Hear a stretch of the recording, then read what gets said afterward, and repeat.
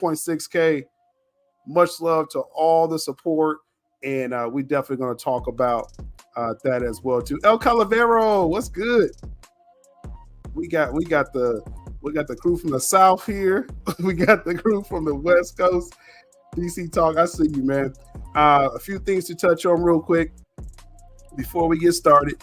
Had some recent Patreon updates, expanded geek news coverage weekly.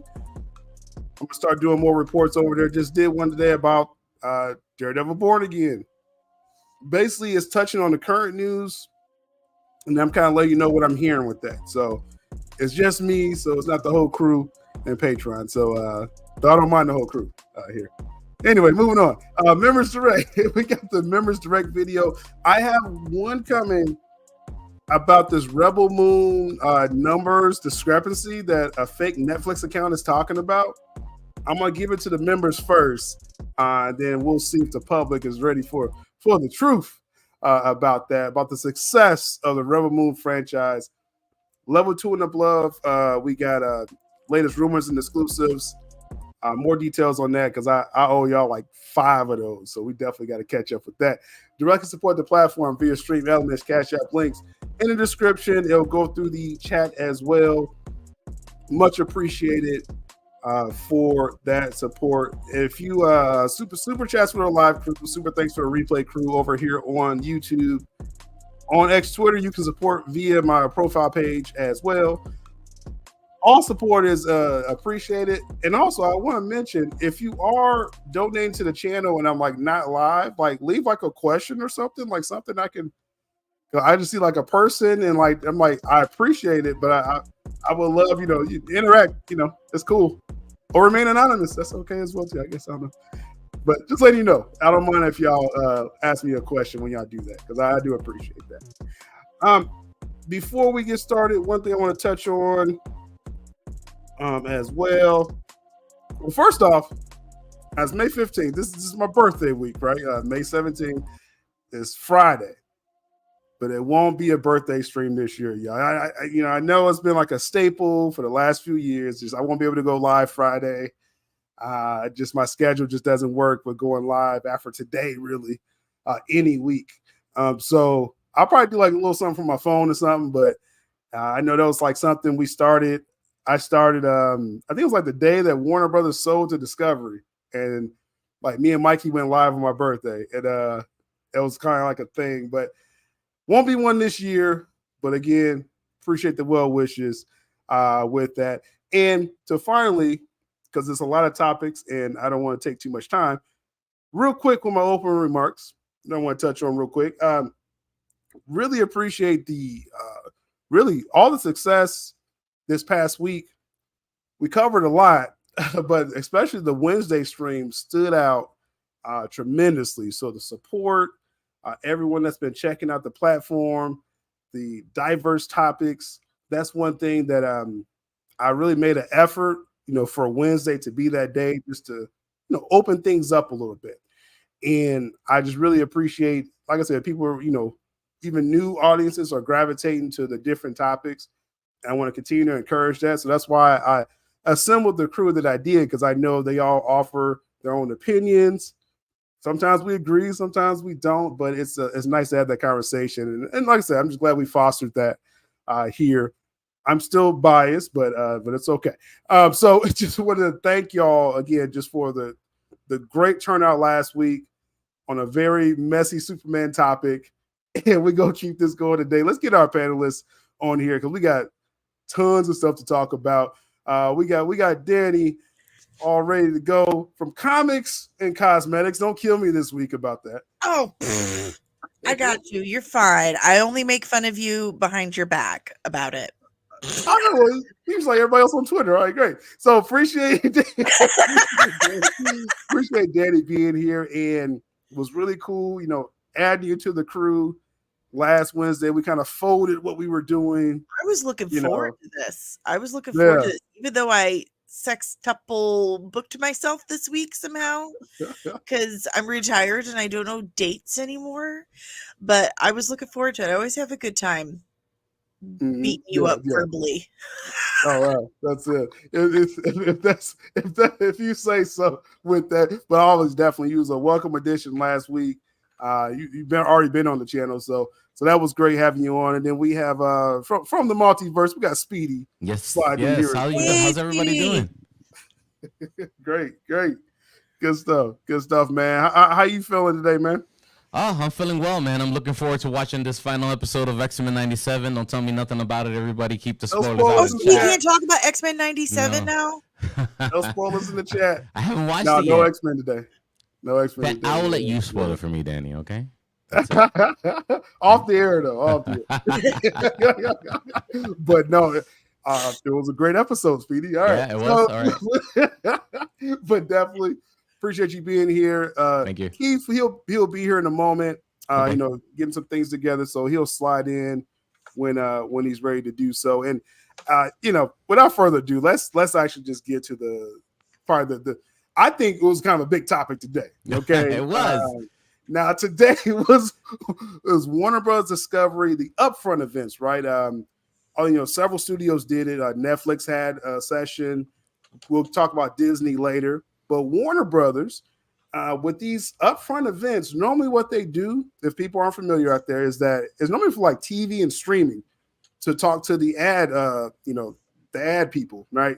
The people that's going to, the vendors that's going to put money, into these advertisements. And so you're concentrating on TV and streaming normally. You don't really do theaters too much at these events, right? But a studio like Warner Brothers, they're known for theaters. They talked about a few things that we will touch on, but I think the big thing, and I'm going to get y'all opinion on this, is they threw up the Superman picture that everyone had a lot of things to say about last week to all their ad vendors, and they said, "Yo, like get ready, like this way I got to put y'all money on coming up for 2025." So just starting with Speedy, yeah. Because basically what they actually said, because I kind of did some conjecture there. They basically was like, this is a key. I wasn't probably too far of what they said, but this is going to be a key to your success in 2025. So they're like, get ready, James Gunn, Superman, and check out this picture of his dirty suit. Yeah. Speedy, what did you think? Is this the right move? So a couple truths came out by this reveal. Okay. One, a lot more people knew about the dirty Superman suit than we all knew. Okay, until the James Gunn post. And the second reveal is this was not a whimsical post that James Gunn did. This is the money shot for them, right? Yeah, he did some work on this. Yeah, like they were pushing this. Like they showed us at the keynote speech. They did Photoshop work on it. Yeah. I'm sure. Yeah. So that they completely debunked. They completely debunked my theory of James Gunn, whimsically posting random Superman pictures on Instagram. This was planned out apparently. Yeah. This is the shot they wanted to show. The people bringing their money and put your money behind this. I mean, Danny, does this sway you at all? I mean, because I think we all, I would say last week, we at least had like mixed feelings. I don't think no one's like fully or what. I don't hate it. Okay. I don't hate it. And I certainly don't hate it just because it's not Zack Snyder. I just want to make that very clear. Fighting us. What are we doing out here?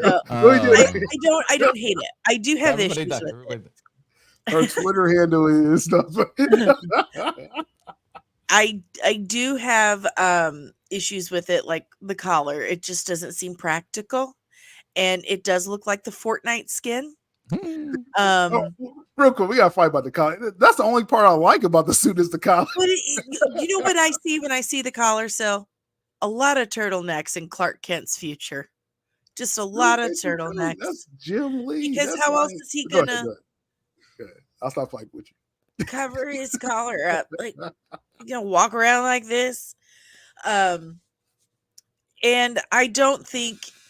Sorry, that was my dryer. My towels are dry now. That's okay. Everyone, the towels are dry. Just want to let y'all know. I think it was a poor choice for a reveal with the position they have him in because you can't see the whole thing. It does look a little loose around the. What are we doing out here? What are we doing out here? It does look loose up in the shoulder area. So I'm wondering if how much of this is going to be final product in the movie, because there's a lot of work that is done in post. Everything is touched. Everything is retouched. Except apparently this picture. Yeah. But I think Yeah. I think the purpose behind this reveal is more so what's going on in the background and the environment that the suit is in, the battle worn suit. It looks like he's just been fighting something. I'm not even sure if he's putting his boots on or taking them off. Like maybe he's like, look, I need a nap. I think this was a horror. I think that's even a worse premise. Yeah, he's like, Lantern's got this. Like, I'm gonna take my boots. Yeah, I think that's a Green Lantern and the hamster ball behind him. And I think he's really just trying to tease us about plot or whatever, instead of focusing on what he was really supposed to do, was blow our minds with the suit. But he's got to poop, and he had to have something to tweet about. So the worst thing, Syl, before you keep going, the worst thing is, remember we said, oh yeah, he needed to talk to some marketing reps, whatever. They were already on board with this. These are them. Yeah, these are them. They're in the suits down there. He's got a marketing rep that goes potty with him now. It's basically what's happening. Superman, I love that. I think every out that we gave him, Speedy, he threw it. It was all thrown away with this reveal. Yeah, they're like, no, these are the advertising people. These are the marketers. They're talking to other advertisers, saying, "This is the money shot." I'm still perplexed. Okay, like I'm still perplexed by that. I am too. This doesn't make sense. This does not make sense. But I'm just gonna say this once and for all. The original Superman, and for decades, Superman had trunks on his costume. That's that's canon. That's real Superman. Yeah, he had trunks. So I see people say, well, underwear, panties are stupid. Like, okay, well, go tell Schuster and Siegel that in 1937. Sure. That's just how they drew him. Well, the panties should evolve, and that's not like a double entendre. Like it should evolve. It shouldn't just when the creators were creating Superman, they based him on the strongman, yes, weightlifters absolutely. back in the day in the 1930s, and that's where the trunks come from.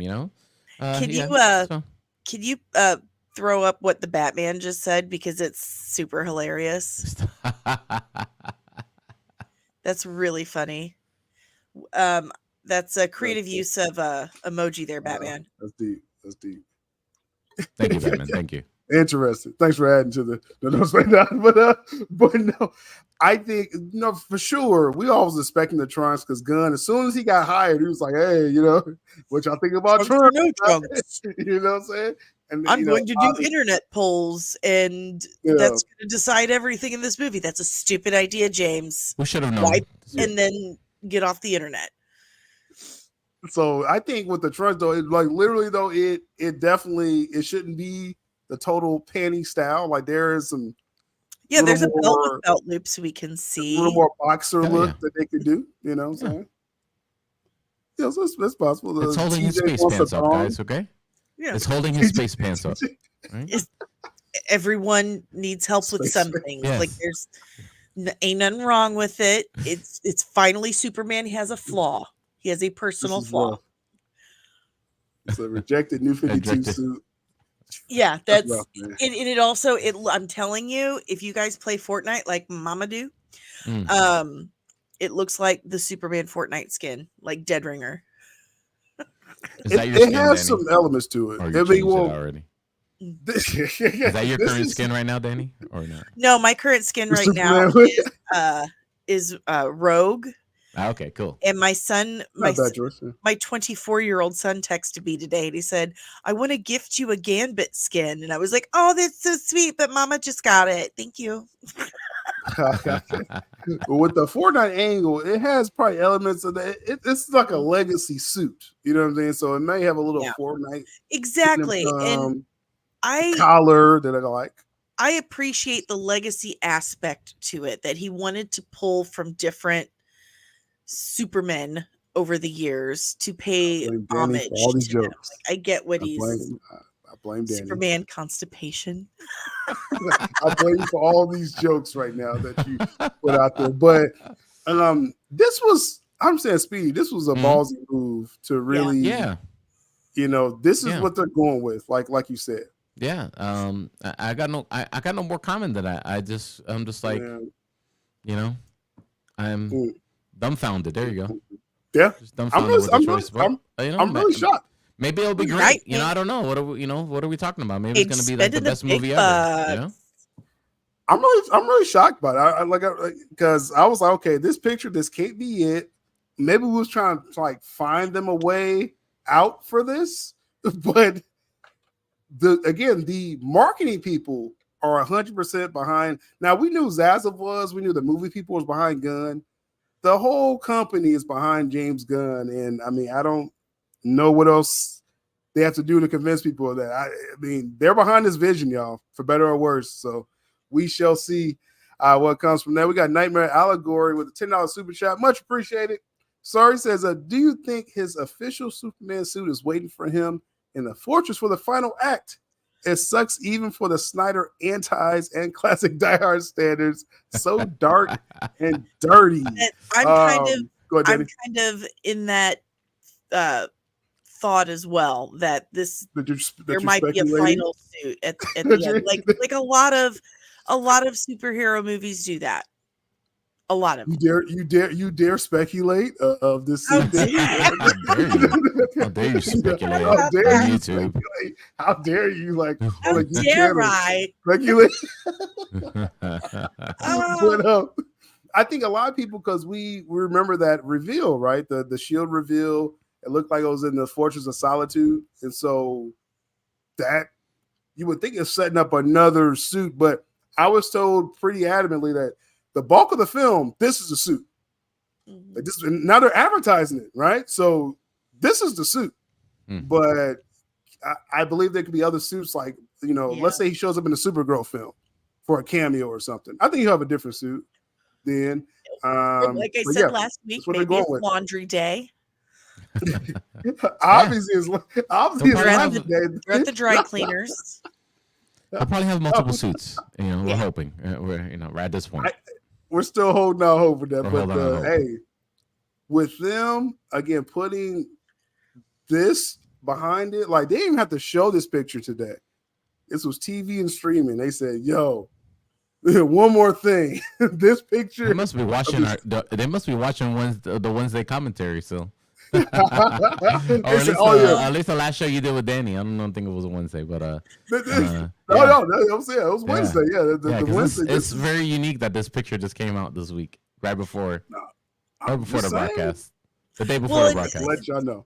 It's like I've said a bunch of times that, you know, with Fantastic Four and Superman coming out within, you know, a couple weeks of each other, that's good.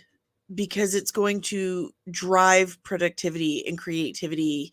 They are going to have to compete for box office numbers, for our money, for our attention. So that will drive both studios to perform. So I've got hope for both Superman and Fantastic Four on Marvel's end, because they each have competition for like the first time ever, really, with each other. So I think it can feed, like, because I know a lot of people, and I may have fed into this narrative that, oh, Superman's going to get drowned in the, you know, July 2025 because you have the Jurassic World reboot that I think they confirmed ScarJo for that already. So they're gonna add to that, and then 10 days or a week later or whatever, you get Superman, and then 2 weeks after that you get Fantastic Four, and a lot of people was like, well, Superman's going to get killed, but It could be like a Barbieheimer type thing where. Oh, I think that would be cool.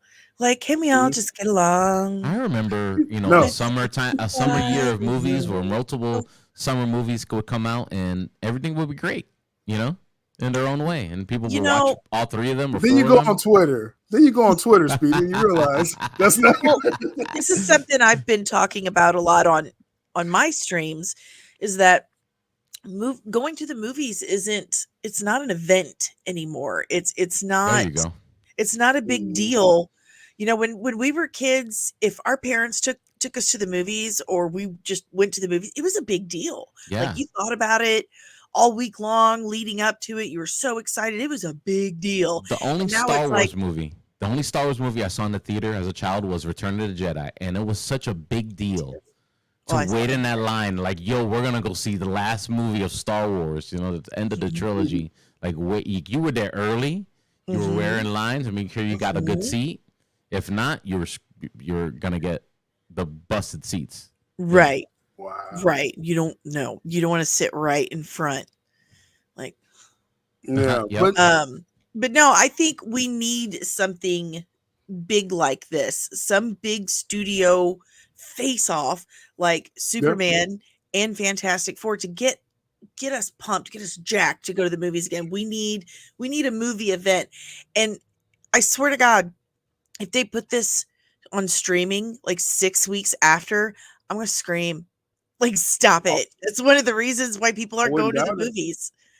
I wouldn't doubt it. I wouldn't doubt it, though. Unfortunately, it's where we live. We live in an on-demand world.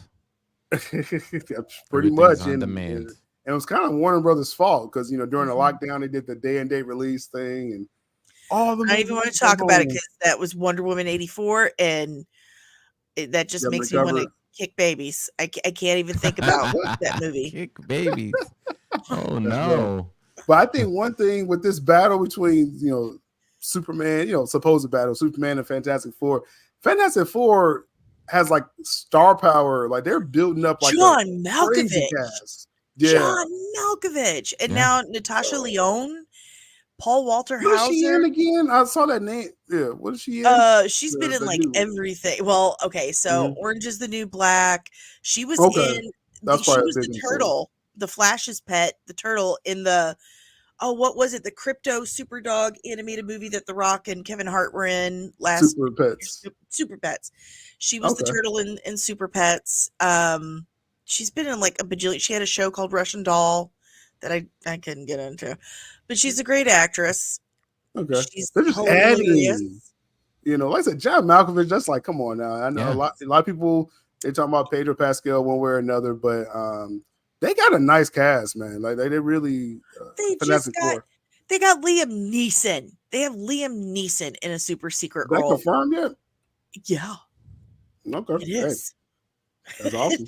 That's awesome. That's not even fair at this point if they get Liam Neeson. Yeah. I know. They got Qui-Gon. Jinn. They're flexing. Yeah, flexing. That's a flex. That is a flex right there. Because you look at Superman's cast, and again, I think there's a lot of talented people. Rachel Brosnahan, she's not a household name, but I think she's going to be great as Lois. David Cornsweet, I'm not going to defend him anymore. I just get beat up when I defend this guy. He's a great actor, but no one cares, right?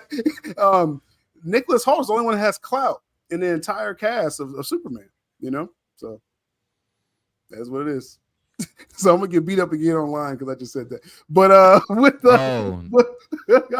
that's every day.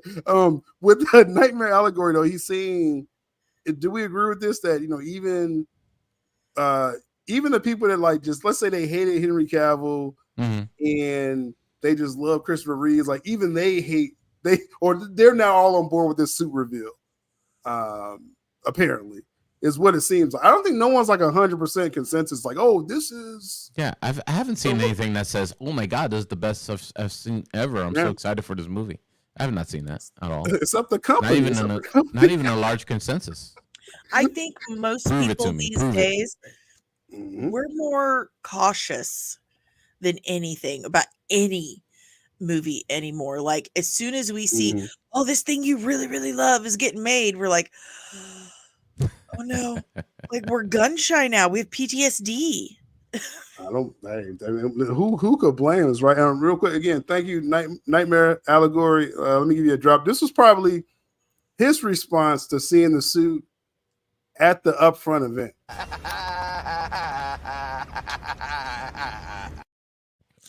You had to use Training Day, Denzel, didn't you? Totally had to use Denzel for that. But it remains to be seen, folks. Like I said, I knew the company was behind James Gunn. Now the marketing is behind him and that suit reveal. I'm surprised, but they're riding this James Gunn train. I mean, I guess like Danny's like, despite like people that have personal feelings with James Gunn, that's one thing. But as far as if you're gonna hitch your wagon to someone, is this is a risk, or what do you think? Like saying, hey, we're riding his vision straight to the promised land.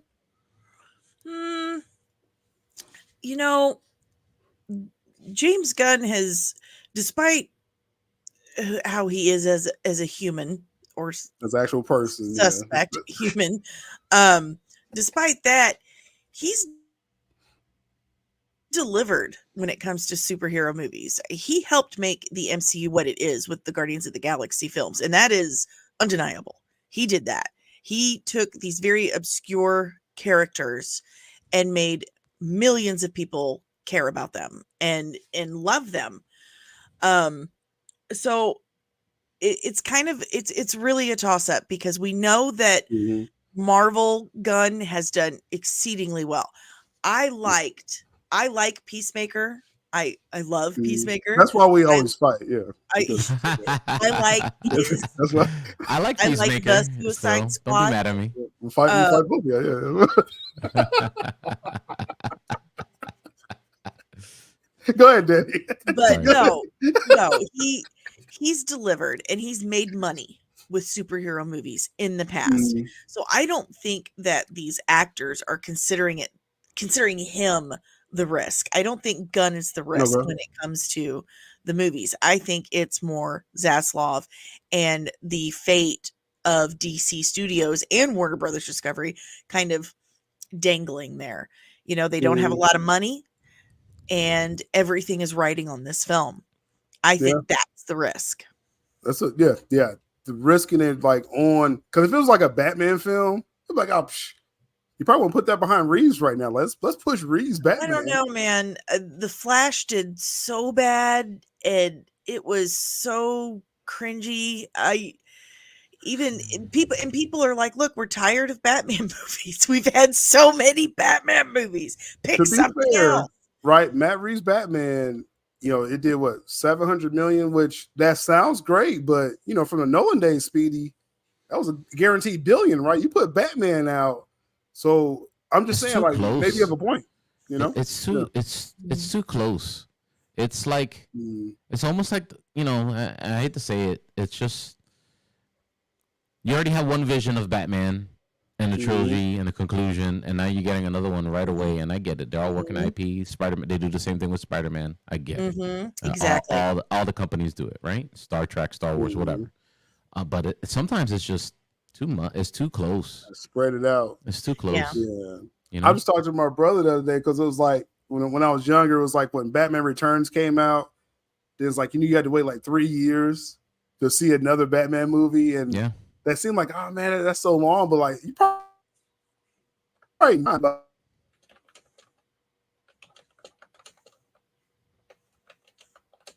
Did we lose Cell? Oh, he might. He froze. Yeah, they got him.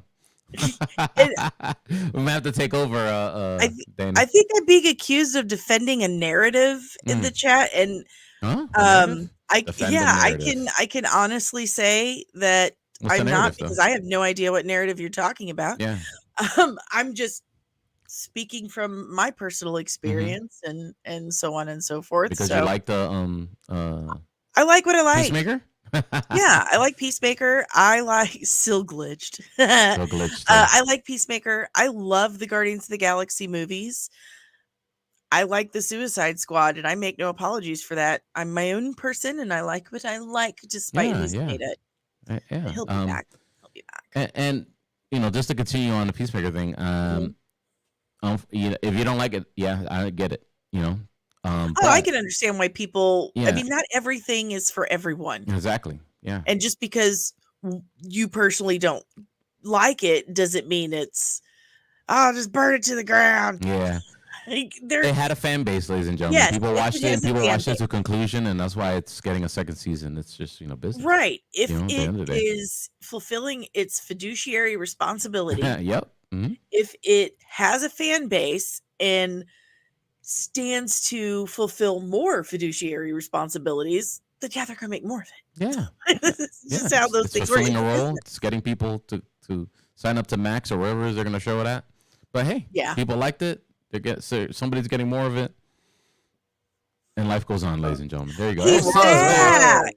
I was just trying to Yeah. take over your channel. No bag. Yeah, I was expecting that, but not sure what happened after I left. But the point I was trying to make is, as far as putting your chips behind James Gunn, like I said, I think there's a risk with him, and this is a property that you're using, in the suit you're using.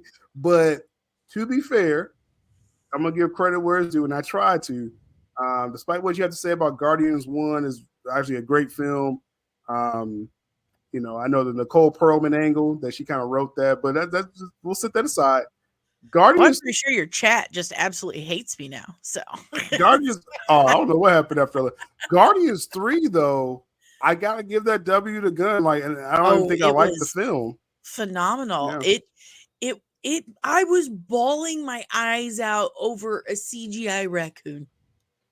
Yeah. I mean, my daughter had to excuse herself to the restroom because it was too emotional for her. But I really loved Guardians Volume 3. He really knocked that one out of the park. I'm such a big fan of the comic book Guardians of the Galaxy run that when they announced the first Guardians of the Galaxy, I was on board with it, and I was just amazed that they made it happen, because I was adamant that was this is something that no regular non-comic book fans are gonna accept. You know what I mean? It's I was I honestly, when Guardians of the Galaxy Volume 1 was coming out, I was like, I don't think this movie's gonna do well. I might enjoy it. It might be the only because I know the source material. Yeah, it was just really obscure. I enjoyed it so much that I made a mixtape out of the first the soundtrack. The first God, we all did. did. The second one too. Yeah. Yeah. I gave part 3 a watch. I think it was even after it was at the theaters, and I don't know. I wasn't in the right mood to watch it, but it wasn't really for me, in my opinion. But it was successful. I can't front on that. It was successful. So, speaking of successful, we got Keith here. Successful. Hey. What's up? There he is. Hi, everybody. All right, good to have you here as always, buddy. I guess we'll get your take real quick before we change gears. The Superman. There was a Warner Brothers upfront event. Disney had one. Everyone's talking about TV and streaming, but Warner Brothers said, "Hey, just to let the ad vendors know, put your money behind Superman." Keith, they said, "Hey," and they showed the suit that was all ragging on last week, or at least had mixed feelings last week. What's your feelings with the confidence that Warner Brothers, like the company, the marketing, they're behind this vision? It seems, and is that a risk? Do you think? Everything's a risk nowadays. I mean, look, would we have been actually talking like this 5 years ago, 10 years ago? Recent things that have come up with pretty much every studio now. Everybody's risking something. And again, everybody's got to remember this about James Gunn. If Superman is not a hit, Zaslav is going to end that party quick. He stated that at the beginning. I believe him when he says that party will be over and he will find somebody else. And I'm telling you right now, my big fear is that he'll turn to the person who, in my opinion, pretty much tanked the plan that they had for the DCEU before it ever got off the ground. Because originally, they were going to have a Justice League film, and then they were going to start doing individual movies, starting with Green Lantern. And Greg Berlanti and Mark Guggenheim sunk that movie. Oh, They did a real bad job. that was a terrible. Yeah. People got to understand the same never person who did like the first 2 to 3 good seasons of Arrow and the first 2 to 3 good seasons of The Flash is the same person who co-wrote that screenplay that gave us the Green Lantern movie. And again, that's the reason why I've always shuddered to hear Greg Berlanti's name mentioned with any version of a Green Lantern series at all, because that's going to get messed up. I'm telling you, right here, right now. So Gunn needs to get this right. Plus, Gunn has an opportunity to do something that not many people get a chance to do, which is embarrass the people who basically got rid of you. And that's what this is. Again, Speaking we of may Marvel? not. Yeah, Marvel Studios. Look, as of right now, if all things were truly fair, James Gunn should be running the MCU because he has all of the qualifications that fans assumed that Kevin Feige had. Correct. And he's got the deep knowledge. He knows all the characters. Did you ever read the interview that James Gunn gave? Leading up to the release of Guardians 3, talking about what he would have done for the MCU and the direction that they were going to go. And More the cosmic. It wasn't just it's the characters he was talking about. These are deep cuts. And basically, in a sense, while he was being set up to run the Cosmic Division, I think he was being basically set up to really run the whole thing, with Kevin at least still getting credit. Right, or at least helping Kevin. He was someone he could have trusted to delegate to, yes. Rather than Victoria Alonso. Well, yeah, and I know the chat said, like, well, the MCU was rolling by the time Guardians came out. Yeah, it was rolling. And I believe that Gunn made the MCU. Right. I believe it's a Marvel formula. He helped make the MCU what it is. But we can't deny Guardians 3 success. I'm just saying, like, and y'all know how I feel about his DC. I'm just saying. Well, right. It's not a personal opinion. Here's the thing, though. They may have to recalculate those numbers even on Guardians 3. Why you say that? That's been the big talk, since a lot of the information is now starting to come out from England. Given all the tax papers that they have over there, they've been reconceptualizing all of the Marvel films. It's coming out slowly, but as more and more information comes out, it's allowing people to go back and basically reevaluate. Basically, whenever you see anything listed as far as a budget for the movie, that budget is not the actual budget. What it is that's the projected budget. It's like, I'm going to go to the store and I'm only going to spend maybe $100 on groceries. Now, you can plan to spend $100, but that may not be what you actually spend. A live reenactment of that? And so... Hold on, let me... The thing is, we are now starting to get a better understanding. The whole deconstruction of Disney, as far as animation, Pixar, Star Wars, and MCU is helping really to understand how all of this works even better. And what it comes down to is that they have spent a lot more money than what we were originally informed. Well, the more money you spend, as I said last week, the smaller your profits. That was the problem with the X-Men films with Fox. Yes. They were spending more money than what they were able to take in profit-wise. So that's really what killed it. It was profits. You shrink your profits, nobody wants to invest.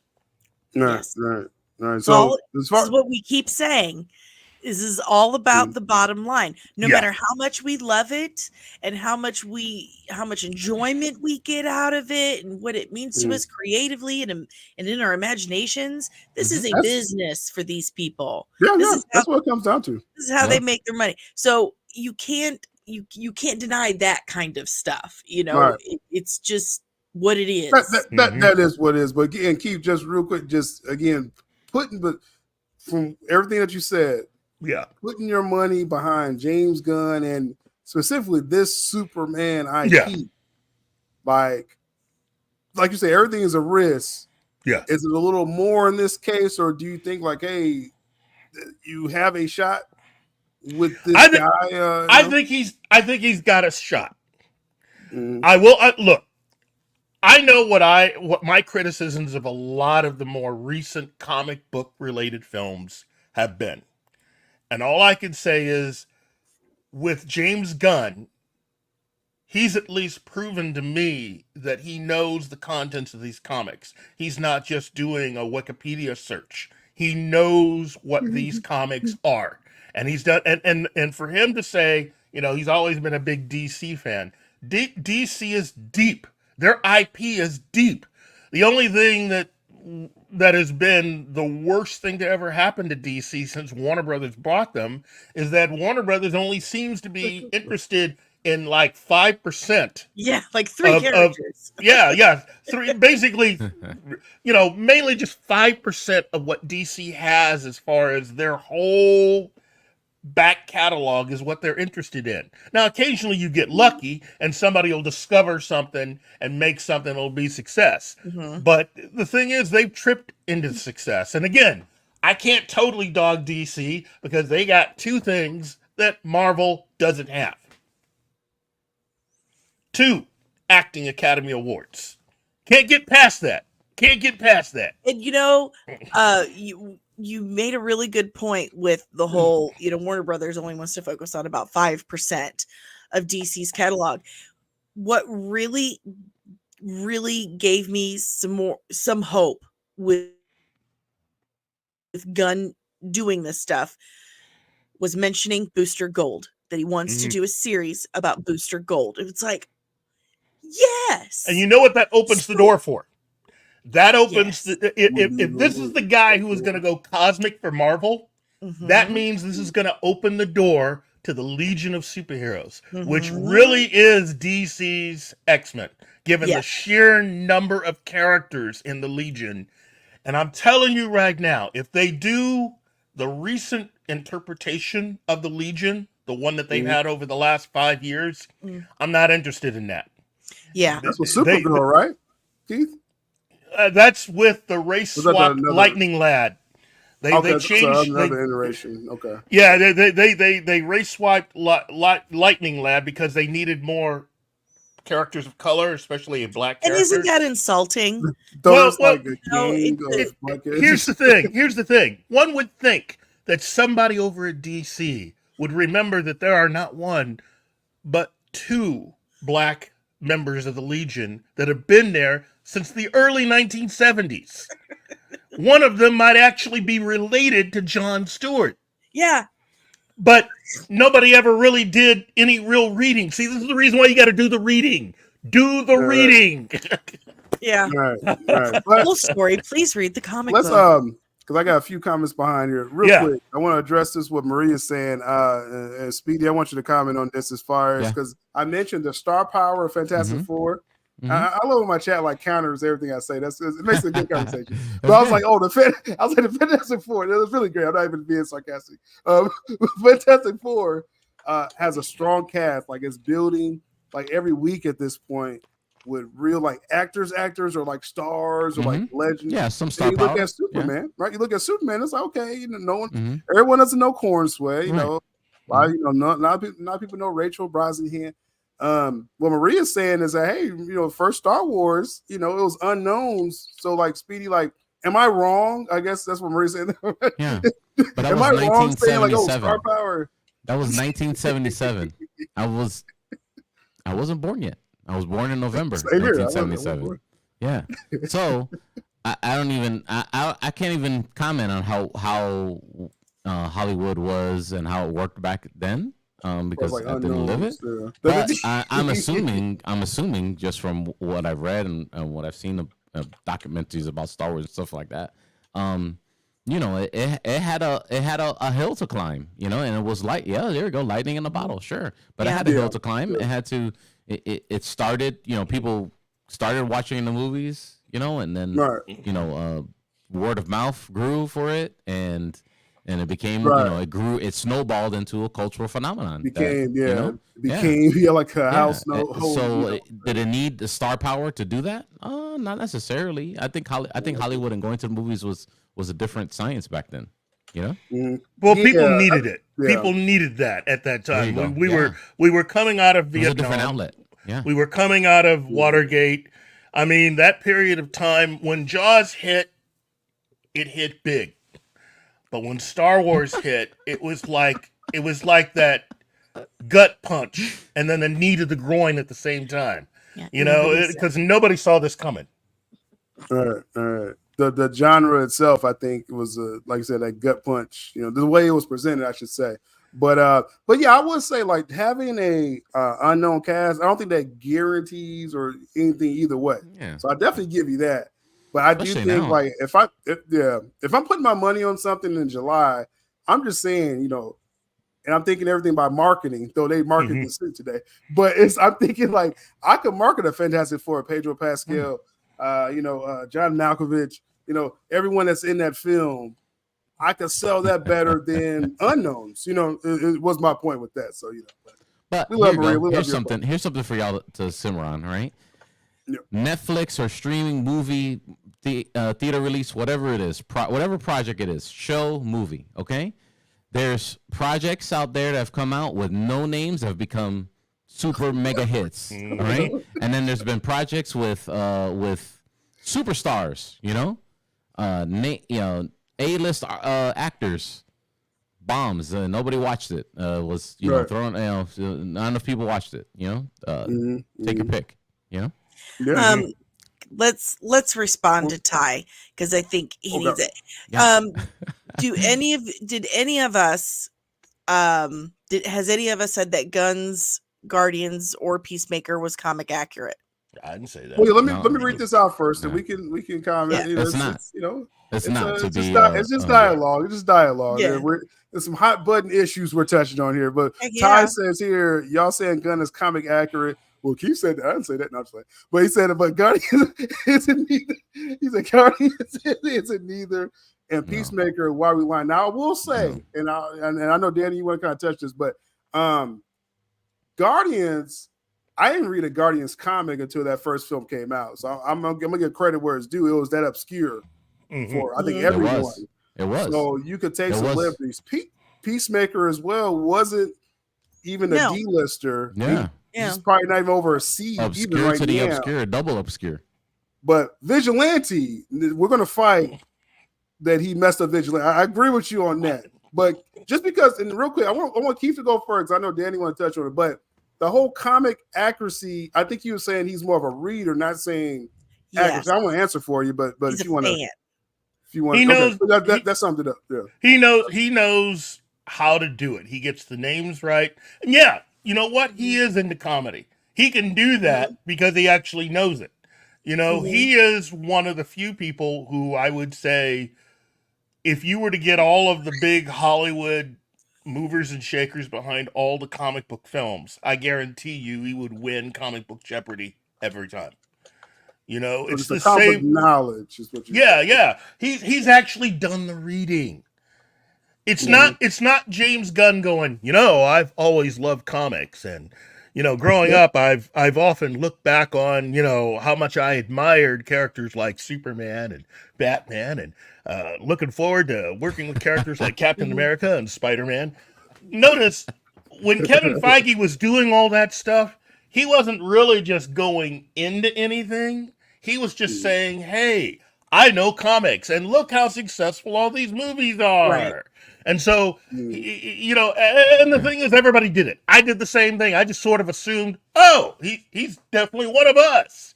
Well, Right. given what has happened, would you still say Kevin Feige's one of us? No. Well, that's something personal between you and Feige, Keith. But we're gonna let's get back to yeah.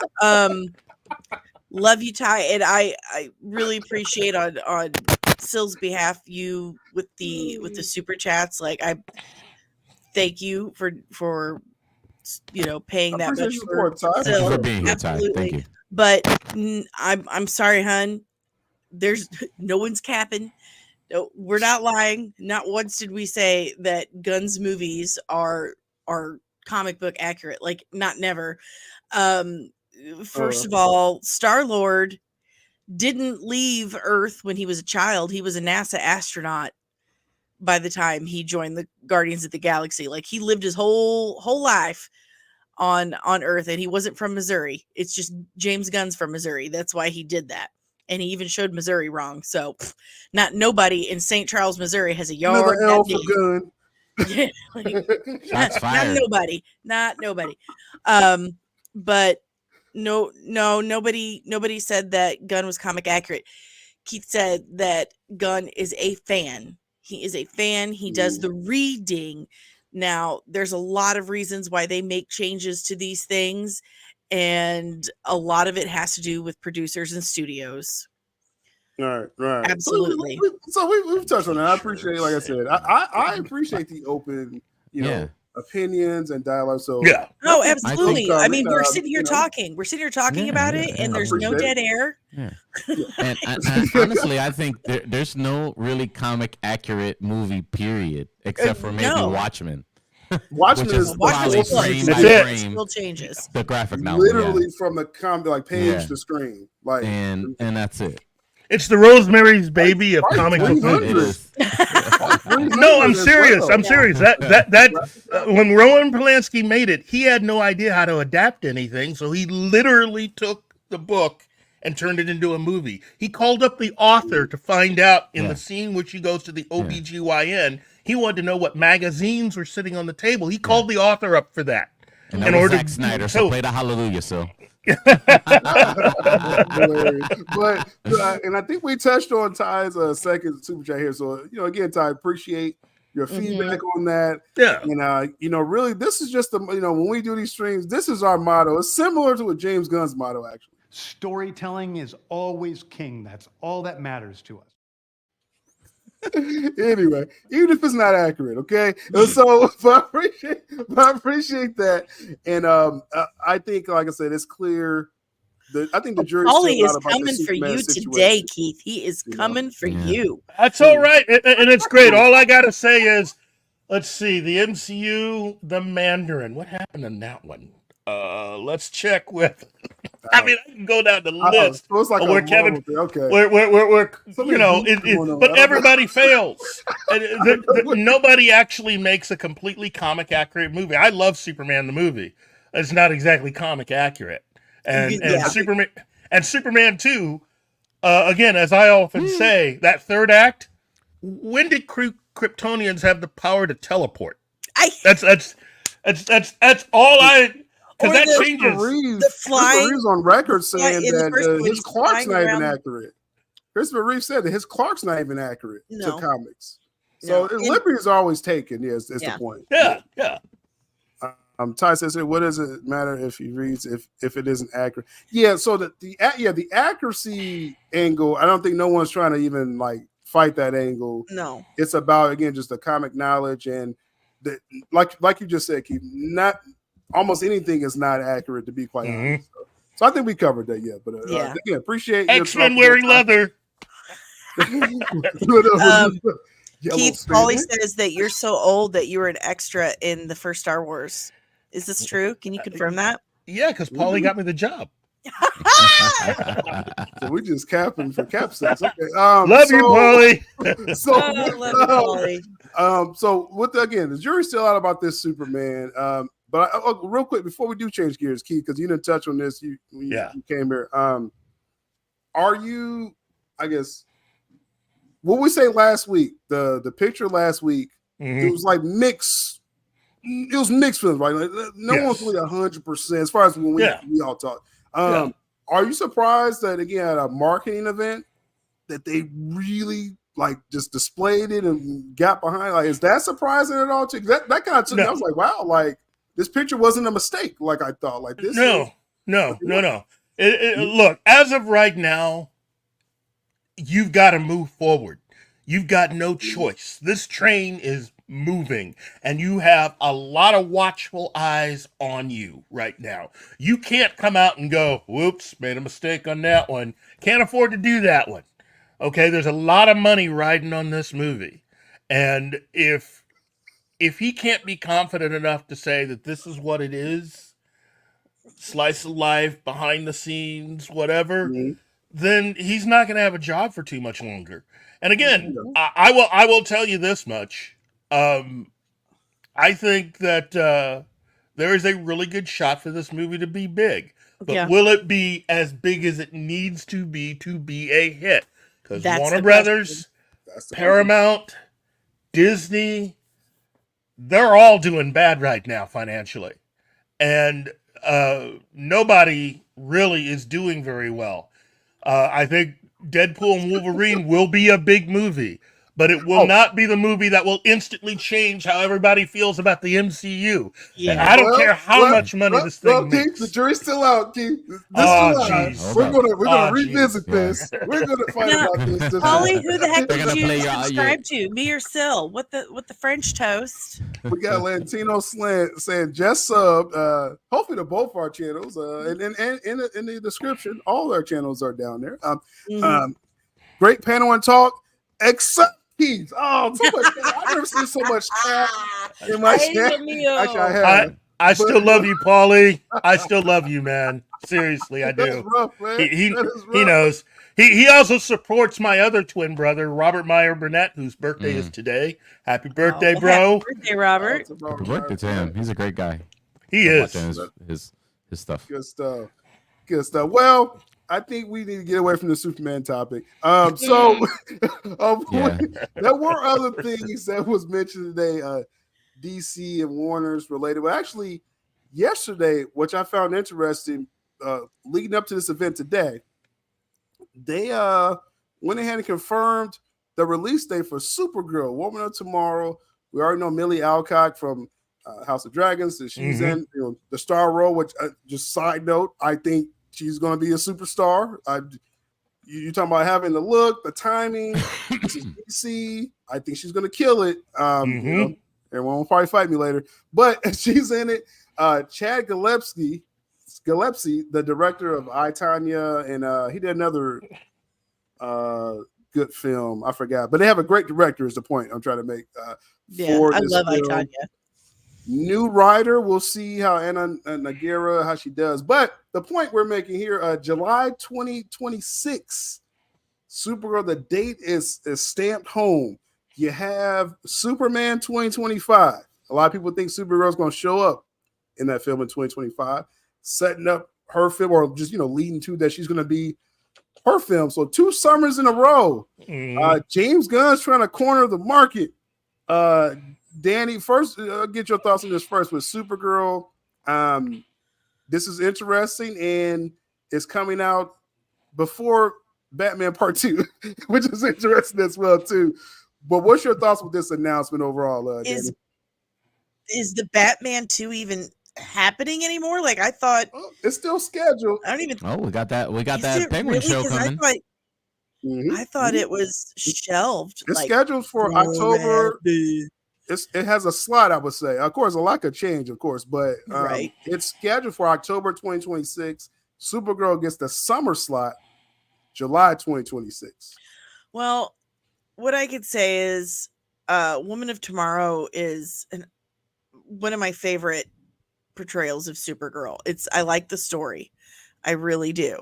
But again, it's that sense of cautiousness. I want to be excited. I want to be like, here we go. Yeah. But the way things have been going, it's just like, I want to be excited about it. I'll just say that. I want to be excited about it. I like Millie Alcock. Yeah. I'm a huge Hot D fan and Hey, House of the Dragon. Oh, okay. I was like, I mean, it's just everything's being said in the chat. I was like, I guess just go ahead. I didn't say anything. I didn't say bad words. That's an acronym for House of the Dragon. No, I'm a big fan. She was great in House of the Dragon, and I think she could pull it off. I thought it was going to be Meg Donnelly. I told you that. I thought my money was on Meg, and he surprised me with this casting. But She I voiced Supergirl, right? Meg Donnelly. She voices Supergirl. Yeah. So I thought that'd be the choice too. Yeah. But I think Millie's capable, and I want it to be good. No, I think she's gonna crush it. Now, like I said, she has a great director who's used to the director directing, leading women. Yeah. I think that's important that you see he has that vision. Like I like Zack Snyder directing, leading women as well. So the director has to kind of get it, and I think they kind of got one. A lot of people, I think there's a lot of misunderstanding on what the director does, what he's responsible for. The director is a person that has to be able to pull this emotion out of this person, and that's not an easy thing to do. Like in some instances, this man is really going to tick you off. Other times he's going to make you really sad, but he's doing it on purpose to bring this emotion out of you so you can react on camera. And from what I have seen of his work, and I'm referencing I, Tonya because right now it's the only one that's sticking in my head. Yeah. Margot Robbie gave an amazing performance in that movie. Allison Janney. Yeah, Allison Janney did an amazing performance. And a lot of that, I'm not at all disrespecting the actors and their abilities and their capabilities. But if you have a good director that knows how to pull that out of you, that's solid. Yeah. I think they got someone, and make sure I'm saying his name right. Craig Gillespie. I call him Chad. I know I call people Chad for Greg Gillespie. Again, I, Tonya, director. There's another film I'm trying to get, and I can't get it on the fly here. But I remember when he was considered for it, I was like, okay, this guy, you got someone again that can direct women and leading women. This is, a Kryptonian, so that's a a tall task as well too. So I think it checks all the boxes, and I think she's gonna crush it, to be quite honest. Speedy, what's your thoughts again? Supergirl got the date. James Gunn got 2 summers in a row, basically, with Kryptonians. Yeah. There's definitely a plan behind that. I like the actress. I've only seen her in Hot D, and yeah. Hey, only she can say that. Yeah. It's the acronym for the show, guys. Come on. Get your hands exactly. I don't know what the problem is. But it depends on. I guess I'll be more excited about this movie if Superman's decent, and if it's not, then we're just in the same situation we're in right now, which is I see how it is, I guess. That's really my, I have low expectations. There you go. And I like the actress very much. Rock Talks has a good point. He says, is this movie even going to happen he says after, but is this movie even going to happen if Superman flops? And chances are probably not. DC will be done if Superman flops. I'm of the opinion, though, that they may just pivot and, kind of make Supergirl a standalone, and just be like, hey, we're moving our furniture up. All right, so we'll see with that. But yeah, we don't know if anything's gonna flop yet, guys. We don't know. You may not like it, we'll see. Keith, your thoughts with this just overall. I mean, again, what's standing out to me is 2 summers in a row they got it locked for DCU. Look, anybody can make plans. They're until the cameras start rolling, and sometimes not even then, you never know. Okay, there is no guarantee that this thing's ever going to really come out, depending on how badly. Look, if Superman does badly, okay, all of these projects will be canceled, and Peter Safran will take James Gunn out fishing, and James won't suspect a thing, even as they continue to call him Fredo, and it just won't go well. And then we'll be back to Matt Reeves working on D7 Part 2. So, Wow. Bro, I I know knew it was you, Fredo. I was like, I don't know how he's going to connect it to that, but you did it somehow. what? That's what it is. It is dumb 7. It's dumb 7. That entire movie is just But dumb 7. It's the I movie think, 7 done badly. I think the consensus, though, with Supergirl is Yes. definitely the jury's still out. The jury's still out for the DCU period. I mean, Yes. we don't have Yes. anything yet. We don't even have Creature Commandos. Look. The animated thing. Zaslav said it himself. If Superman doesn't work, Yep. they gone. You It's best that believe him. simple. It's You best that believe simple. him. Because his money's in on this. This isn't like he's just some guy coming in and he's just spouting stuff. Part of the reason why he was so good at getting rid of Ann Sarnoff day one, it's like, hey, who are you? Oh, wait a minute, I forgot. You don't work here anymore. Get the F out. Pretty much. It was kind of like day one. Day one. He just started just going. It's like, okay, big slip, big slip, big slip. Yeah, he big doesn't slip. care. He's a real estate guy. He doesn't care. Well, Yeah. part of it is the fact that everybody in Hollywood was laughing at him a year prior to all that when he was saying, this whole streaming thing might not be what you think it is, and he got laughed at. And now, who's laughing now? I'm glad they mentioned it in the chat. Cruella. Yeah. Craig Gillespie did Cruella. That's Which, it. that was a day and date release, but it was like somewhat successful. But again, another It was kind of fun. That was kind of fun. Yeah. So hey, I think they got a good director for it. But again, all the money is on, they're putting their money behind Superman. Now we're seeing the marketing is going to be fully behind it. It has to hit. It has to hit. Now it has to. Yeah. You mentioned Batman, but briefly was mentioned yesterday, Brave and the Bold. They reaffirmed Andy Muschietti obviously is directing it. I put out the story quite a couple months ago that he's writing it himself as well too. Andy Muschietti's writing the film, last I heard at least, and directing it. I think he's finishing some project of the Welcome to Derry, or this the prequel for it. Yeah. Oh yeah. Welcome to once Derry. he's done with that, Derry, Derry, once he's done with that, I think he's gonna go into this. So this could be a film. It's probably like a 2027 film. I'm thinking at this point, but we get to the Keith was talking about Dumb 7 or Matt Reeves Batman that verse. I get attacked when Keith says, I don't know how that happened. I get attacked. What? No, I'm just playing, but I feel the same way though.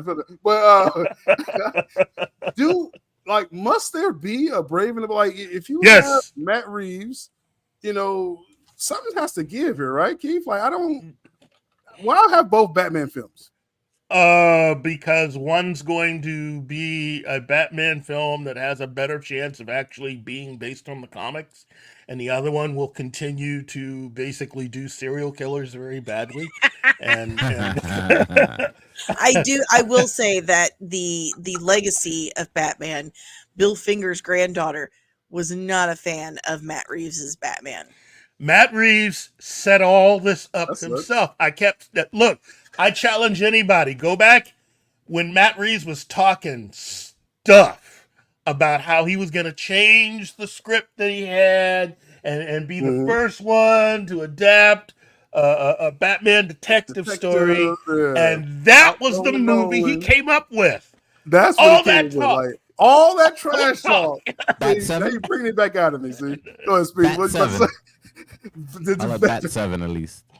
Bat 7. Like all that hype, like, yo, he said him and his producers called up Nolan, like, yo, bro, you got to flip what you did, bro. I was expecting something straight out of Detective Comics, and that's what I got. I got a Batman that stomps in the dark, knocks on doors, survives explosions next to him, doesn't get accosted, surrounded by cops, even though they hate his guts, and doesn't understand Spanish. And he's the greatest detective alive, though, huh? He hates wow. Guts. Like, there's a lot of things wrong with this film. And all the fans have to say is, well, it's only his second year. Really? It's only year two. It's like, really? Didn't he train with the League of Shadows and Ra's al Ghul? And Batman Begins. Not this version, apparently. Yeah. I don't believe Pass and Train with the League of Assassins. Okay, we're not going to give him that. I saw year one Batman, Christopher Nolan, Batman Begins. He was like, felt like year 5 to me watching Pattinson. Like I was like, come on now. I hard agree on that. So look, I liked all the actors. I'm just saying that Matt Reeves and that script did not do any of those actors justice. That's all I'm saying. And now that it looks like Hollywood is starting to turn on J.J. Abrams and all his acolytes, Matt Reeves needs to get used to this. Okay, you are affiliated with somebody who Hollywood is not liking, and at this point, you know, you got to expect, because you're using the JJ playbook. Everything you're doing, why would you do the Riddler like that? It has nothing to do with the fact of doing something different. What you're doing is you're trying to set it up for the toys and merchandising. Yeah. Mystery You should have Box used is Professor Pig. Professor Pig's a serial killer. Riddler's not no serial killer. straight. That was straight. That would have been. Bat 7 is a thing now, Keith. It's it. Bat 7. Make the t-shirts. That's been coined now. Bat 7. Bat 7. Make the t-shirts. Yeah, well, we'll do the Bat 7 because that's for the kids to wear, and then for those of us adults that don't care, it's Dumb 7. Dumb 7. That's what it is. Dumb 7 will sell. I think the kids will want that too. Keep Dumb 7. But the point is though, that when they announced the Supergirl date, they made sure to announce that Oh, we got the Brave and Bold thing still coming. I'm worried. Oh, that freeze again. yeah, it did freeze a little bit. Okay, hey, you know it happens. So. It's But all go right. ahead. It's all right. I'm worried. Let me fix my camera. I'm so worried about this. I'll tell you why. Okay. Is the Flash? Andrew Muschietti, the director, okay? Cap. He is so scared about being involved with something that will tarnish his reputation. Okay. He really I feel like he's not even. Yeah, that's what I'm saying. He feels like I'm pretty sure he feels like he's got a black eye from doing the Flash. Well, he should. And he should. And I'm pretty sure he's really scared about it. That's why he's writing the script now. Whatever the rumor is, or if it's fact or not, I don't know. Yeah. I guarantee you, probably in 5 or 6 months, the next article is Andrew Muschietti is not. He's can't do it. He has scheduling conflicts. Can't do it. Yeah. Because he's so afraid of his. Yeah, he's so afraid. He was attached to do. He was attached to do the Robotech movie, infamous Robotech movie that's never going to show the light of day. But he one point in the buzz of that movie, of them trying to make that movie, he was attached to it as a director. He said in an interview in Spanish, because in Argentina Robotech is really big, and South America Robotech is really big. I won't get into it too much and bore you guys. But anyway, interview in Spanish. He said that the source material is not strong enough for United States release because of a bunch of legal things, and the fan base is just not there for it. He said that in a interview in Spanish when he was attached still to the movie. Whoa! He was saying that. He was saying that pre One Piece. Yeah. That's deep. Mm-hmm. That's deep. So yeah, it's just like we've been saying. Believe it when we see it. Yeah. If he really starts making this film, but I just feel I'm of the opinion that once they really say, okay, we're shooting Batman Brave and the Bold, I think somehow Matt Reeves is not going to get his film. I think it's either or at this point. And honestly, I'm scared for any director that picks this up after him. Yeah, I wouldn't. I'm not. I am not scared at all. Another director, picked it up after. Look, as I've said before, Warner Brothers has done such a bad job in adapting what they have. This is an opportunity to open up the entire Batman universe. From the description that I heard of this movie, this was really going to open up the entire Bat family. Okay, so what you're not just getting a regular Batman movie. We are getting the Bat family in this movie. Yes. So really, it's an opportunity to show something different. And this is one of those instances where I think if Matt Reeves is truly a comic book fan, okay, he'd be kicking himself right now that he's not directing this movie. Oh, Because I'm with you on that. yeah, if you've read the Batman comics, you love the character like some people do. You got to understand that there's a lot to the Bat mythos, and Absolutely. and so you want to do that. You want to be the first person that actually has all the Robins and the Huntress and all the other characters associated with Batman. You want the Batcave to be, for at least Batman's purposes, to be like a social place where there's all these heroes working together, like in the comics. Okay, Batgirl. And that's why they're going with Damian. It's different because we've that's never had a showing Robin you like Damian in live action before, and Yeah. if you know Batman comics, if you know Batman as a person and what he stands for and how conflicted he is, then having Damian and his personality opposite Batman is just perfect. Calling Alfred servant. Yes. I want to see that interaction. And when it says Damian's in it, that's telling you all the Robins are in play. Like Jason Todd is out there, you know. Yes. That's exciting to me. Fox is saying he wants to see Tim Drake. Well, good news. Yeah. I've got good news for you, because if Damian's involved, so is Tim Drake. Exactly. So great points with all that all around. We got Peter Safran. We could call him affectionately in the chat. Be nice, Peter. I think last time he says, "Go host keeps moving for DCU first. It was Superman won't get made." I don't know who said that, Peter. See, that's what I'm saying. Peter Safran. We get off on the wrong foot. Like no one said. And he says, then it was WB won't greenlight anything into Superman box office. No, Peter, on my channel, I said up to 6 projects will be in production this year. So I'm trying to find the fight here, Peter. He says James Gunn keeps outmaneuvering. Maybe he's talking to somebody in the chat. So yeah, I'm just going to take this comment down. I'm just fighting by myself. Ty, you need to at Peter, brother. That's your target right there. Okay? Ty will fight because everything is like going again. Like I didn't say. We should just leave them in a room together and see what happens. Your anger. Look, I'm just as a Batman fan, I have been waiting to see the Batman family on the big screen since I was, this is gonna be fun, and I'm trying to have fun with it, because if I were to allow myself to really get down, I'd be down about the whole thing. Seriously, about the whole thing. I don't see anything coming from the MCU that I'm excited about. I see a few things from the DC side of things that I'm excited about. That doesn't mean it's going to happen, but I can at least try to be excited. I want to be excited about Marvel. So far, the only thing that's got me excited is Deadpool and Wolverine, but that's one film. Yeah. One. Yeah, and it's gonna change your mind on the state of MCU, Keith. This July, live, Keith's gonna admit he's excited for the future. But I will say the consensus. Oh, still. When James Gunn announced his DCU slate, and he was like, "Oh, first Creature Commandos," I'm like, "Oh crap!" But no, he was like Brave and the Bold with Damian.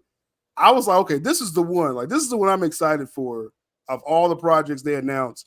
So I really do hope they do it. I mean, seeing Nightwing, like, let's do it. Like, let's go with this. That character has been discussed a lot. Now, I don't know if you've been talking about it. I remember Mikey saying certain things that. Nightwing has been discussed a lot for a solo film. So you know that they're excited to get to this.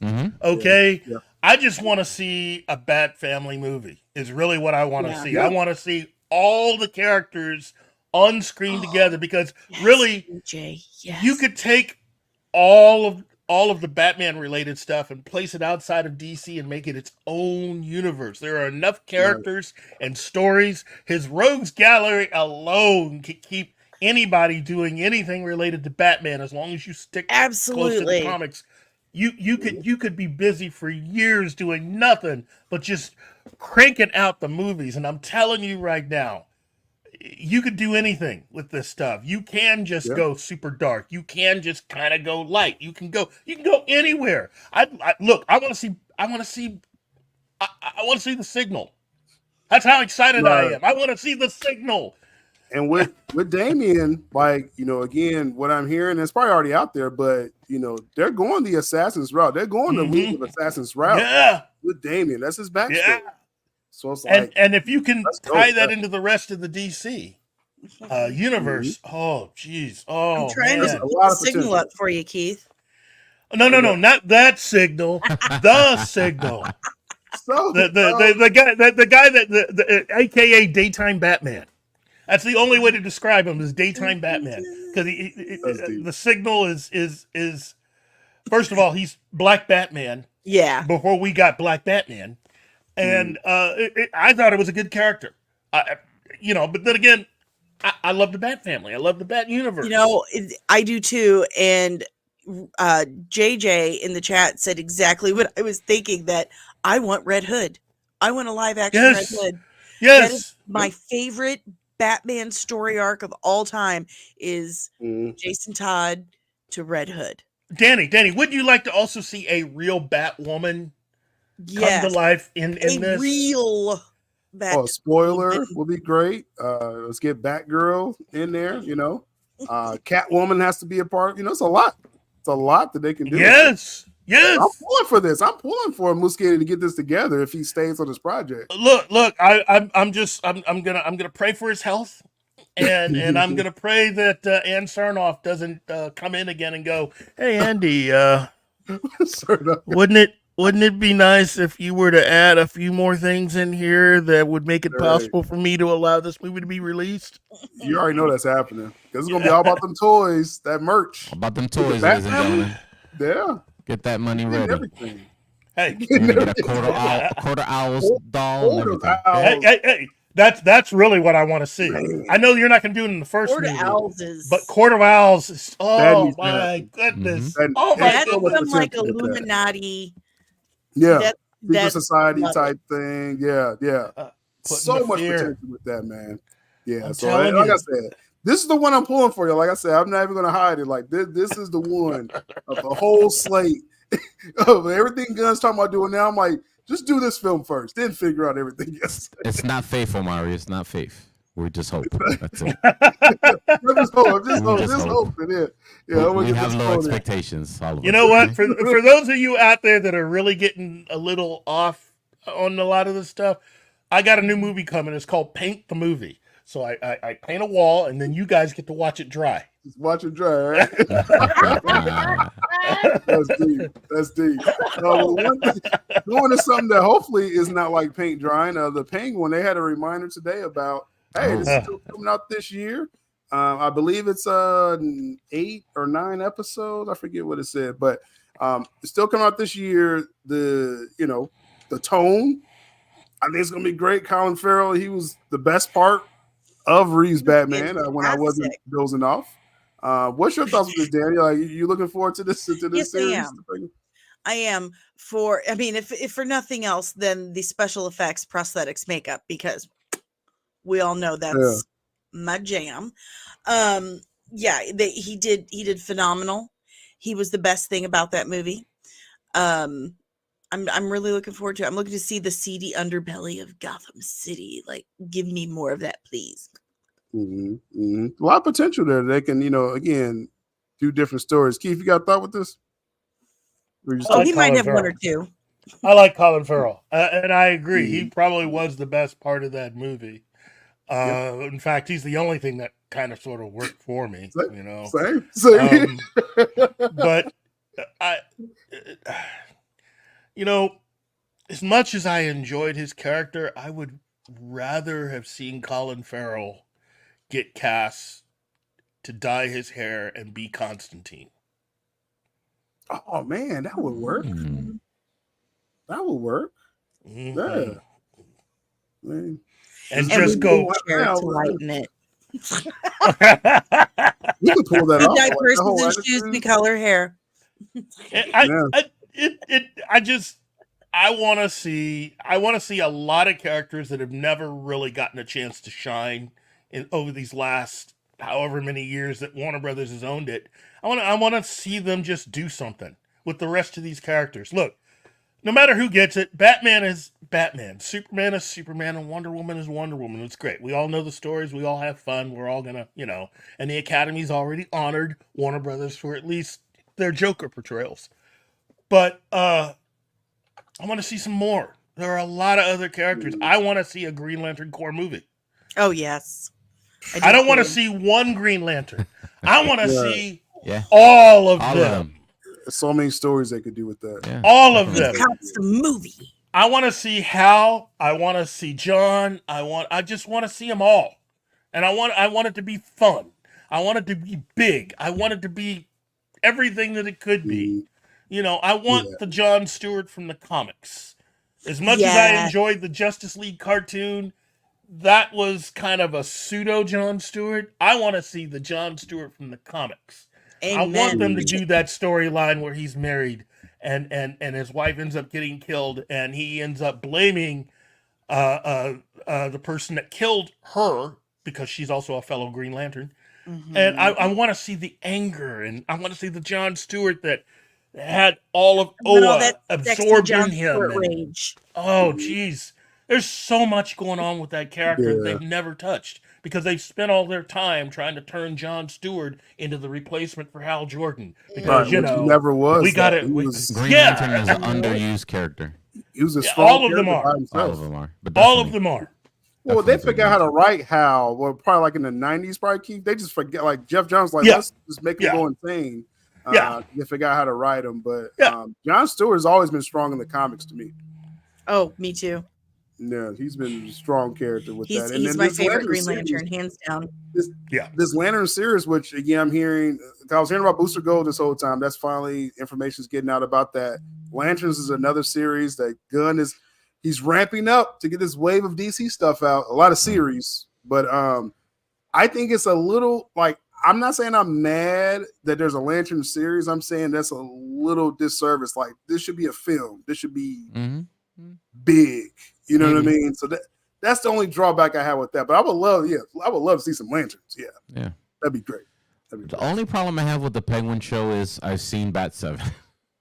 That's the only problem I have with the Penguin show. Other than that, the trailer looked great. I'm sure the show's gonna be okay. But I don't know. I don't trust what kind of plot that they could do that will be super interesting that will make me, I don't know. I mean, I'm going to try it. I'm going to try and watch it. Maybe I'll like it. Maybe I won't. But do I have great faith in it? Not really. Will it be cool? I don't know. I'll be honest. Yeah, like, it's coming off, the coattails of that movie. And, I don't have, if this was Batman 2, I would feel the same way. I'd be like, I don't know. I guess we'll just watch it and see, Yeah, I definitely. The hype level is definitely low because of what the universe it's attached to. Penguin can get away with a lot if he speaks Spanish. Batman won't understand a word he says. Don't react to that. We good. They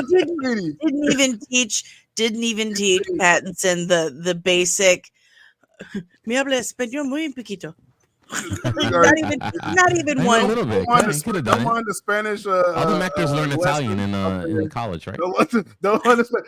Speedy, I have a question for you. So you think it could potentially be some pacing issues? Absolutely. Yeah. I think there could be some pacing issues, some plot issues, some plot holes, some. I don't know. I think the mystery is there a plot in the show? Where is it? That might be the big Penguin mystery. Like, is there a plot? Trying to find a plot. Trying to find a plot for the whole Bat 7 universe. It'll be him putting on his boots, one boot at a time. That's what. But it might be great. It might be the greatest thing. It might win Academy Awards. Who knows, Keith? I don't know. Who knows at this point? Because DC, we say that about, and then we get movies like The Joker, and it's like, right. That's true. That's true. Or he may paint a wall and we watch it dry for 8 episodes. Yeah. That's very possible. Colin Farrell, he's definitely committed to the Penguin role. Yeah, there's no doubt about it. And if anything more exciting than that is that, that's probably the only reason why anybody's going to watch the show. That's the only reason why I'm giving it a chance. Yeah, ahead, I can see this character, his Penguin, being in the Joaquin Phoenix Joker universe. See, this character would That match would've worked. that universe. Yep. It would. And I have a video coming out tomorrow, actually, somewhat about the new Joker movie. It's actually about Harley Quinn. And when I watched that teaser, they show her as a patient in Arkham. Now, there's only been one instance where Harley met Joker as a patient in Arkham, and it's when she was undercover. She was still a psychiatrist, but she was undercover in the asylum to get Joker's trust, to gain his trust. But my issue is if they change it to where she's just another patient in Arkham, that destroys the character of Harley. It's kind of a dangerous change to make. Well, you got to understand the only reason why the second movie was greenlit was because of the bad deal that Warner had for the first film. Because when they made the deal for it, Warner Brothers basically got shut out of making any of that sweet $1 billion money because Ann Sarnoff and a few other people kind of thought that was just going to be this little tiny movie that wasn't going to do very well. They got like a third, which you only got half from the box office, so they got like 150 million, Keith, out of $1 billion. Go ahead. I just look. If I had been running Warner Brothers, I would have called Ann in my office like, "Hey, babe, come in my office. Could you please explain to me how a character that we own, make $1 billion, win an Academy Award, and we only get 150 million of it? Please explain that to me. Please explain that while you clean out your desk." Oh, I'm sure there was a memo. There was a Like conference. It's not that you're losing your job. It's still here. It's just that there's going to be somebody else doing it. Yeah, because you're gone. Yours anymore. You're gone. Then it cuts to Fresh Prince, like Jazz getting thrown out of the front door. But it's like, I think though, like I said, giving this a chance. And the Joker thing though, definitely riding off the success of the first film. But I have high hopes for it. I think Todd Phillips has did great with this. Lady Gaga, I think, is a win, despite what Dani says about the Harley's background story. I think it's going to go great on the big screen. So I'm not saying the movie will be bad or good. I'm saying it's a dangerous change to the character because you already have a bunch of people who misinterpret and misunderstand the relationship between Joker and Harley and see them as goals. She's a ride or die. They're Bonnie and Clyde. No, they absolutely are not. Harley is mentally ill. She has histrionic personality disorder. She is an abuse victim. This is not relationship goals. She is a cautionary tale that shows all women that any woman can be manipulated. It doesn't matter how smart you are. You can know and understand the human mind all you want, but you know nothing about the human heart. And if you don't put that girl on a leash, she gonna run and play in rush hour traffic. You better watch yourself. That is what Harley Quinn represents. And if they just make her just another crazy patient in Arkham Asylum, they take that away. They take that cautionary tale away, and they reinforce this very dangerous concept of you should just put up with crap. You should put up with how someone's mistreating you because that makes you ride or die. No, I have questions. Where are we going? When's this going to stop? No. Well, again, this leaves the door open for another Batman villain. Who am I thinking of? Oh yeah, Hugo Strange. Oh yes. Wouldn't you like to see a big screen version of Hugo Strange? Yes. There's no need to create any other new character because he exists. They thought of everything with this character. All you got to do is read the comics to find it. It's there. It's in the books. And oh, geez, killing me. You're killing me. So we'll see the execution of it though. I have high hopes for this Joker sequel. So we shall see. But we got a few Marvel things. I know we did a lot of DC today. I think we got still a little time left here. A few things here that was revealed again. Disney had an upfront event as well. They talked about their series. Interesting slate. This first one here, dying to hear, I think, what Dani has to say about this one. So Ironheart is confirmed to be coming out. Now, it's been done for like 2 years now. Yeah. They shot everything for it. They're doing reshoots for it now. And they're saying, hey, like, or I think they already did the reshoots too. So they're saying, what a red flag that is. Chicago, yeah. It's done. massive. They said it's done, but it's not coming out till sometime next year. Dani, It was. Go ahead. Sorry, Syl. Yeah, go ahead. No, go ahead. Go ahead. It was shelved indefinitely. Like they filmed it 2 years ago. This movie has been in the can, or this TV show in the can, 2 solid years, more than 2 years. I'd say almost 3 at this point, right, Keith? Like it's been a while. Yeah. Been in the can. And they shelved it, and they didn't put a date on it or anything. They're just like, we're just gonna put this aside for now, okay? And then it got stuck in reshoot HE double hockey sticks in Chicago, of all places, for like the last year, and all we kept hearing is, I don't know, I don't know nothing. You know it's bad when the girl who played Batgirl is the one knocking on your door to announce to you, hey, your show is being delayed. I'd just like you to know that I've been there and my door is always open in case you want to talk about You it. need someone to talk to. Let's go to brunch. Yeah. It's fine. But let's all be honest here. Was Riri Williams a fan favorite character? Was she a popular character? Was that a popular comic run? Nope. It was not, unfortunately. And I feel bad because I'd like to see a chick Iron Man story actually do well.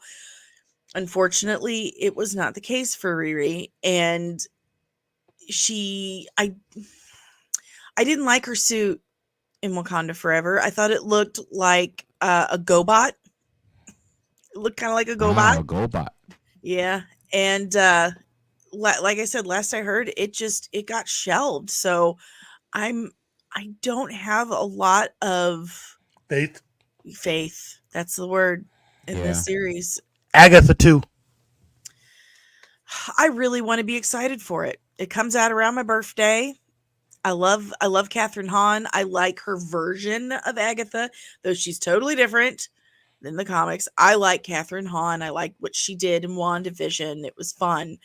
And this had a lot of potential. But as soon as they they created a brand new character, Rio something. She's a green witch played by Aubrey Plaza. Now, I love Aubrey Plaza. I think she's hilarious. But this just puts up too many red flags for me. They've changed too much. We'll talk about Agatha in a second. Yeah. But with Ironheart though, yeah, it's not a definite date yet. Sometime next year, right? So we'll see. Speedy, I'll say real quick.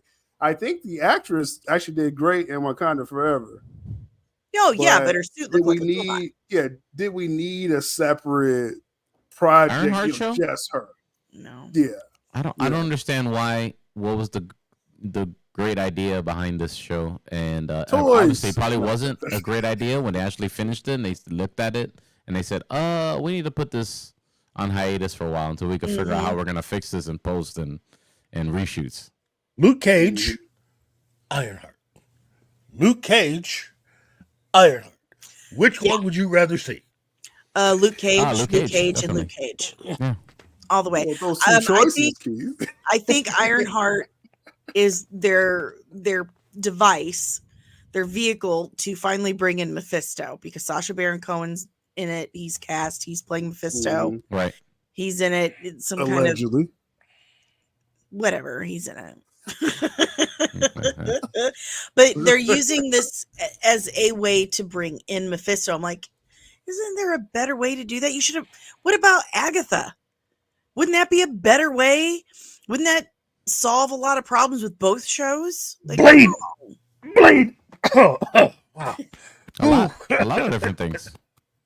A lot of different things. But it is what it is. We're going to get it, ladies and gentlemen. We're going to get served it on a silver platter, whatever version and whatever crazy souffle that they tried to cook on top of it and smack it on top. What That's what is we're gonna that? get, guys. Yeah, No one's exactly. excited for this. No one asked for this. No one's excited for it, right? That's just It might be. that is what it is. It might be just decent. It might like I always say, reserve my final judgment for when I actually see product. Always, 100% every time. Yeah. But again, like you said, no one was asking for it.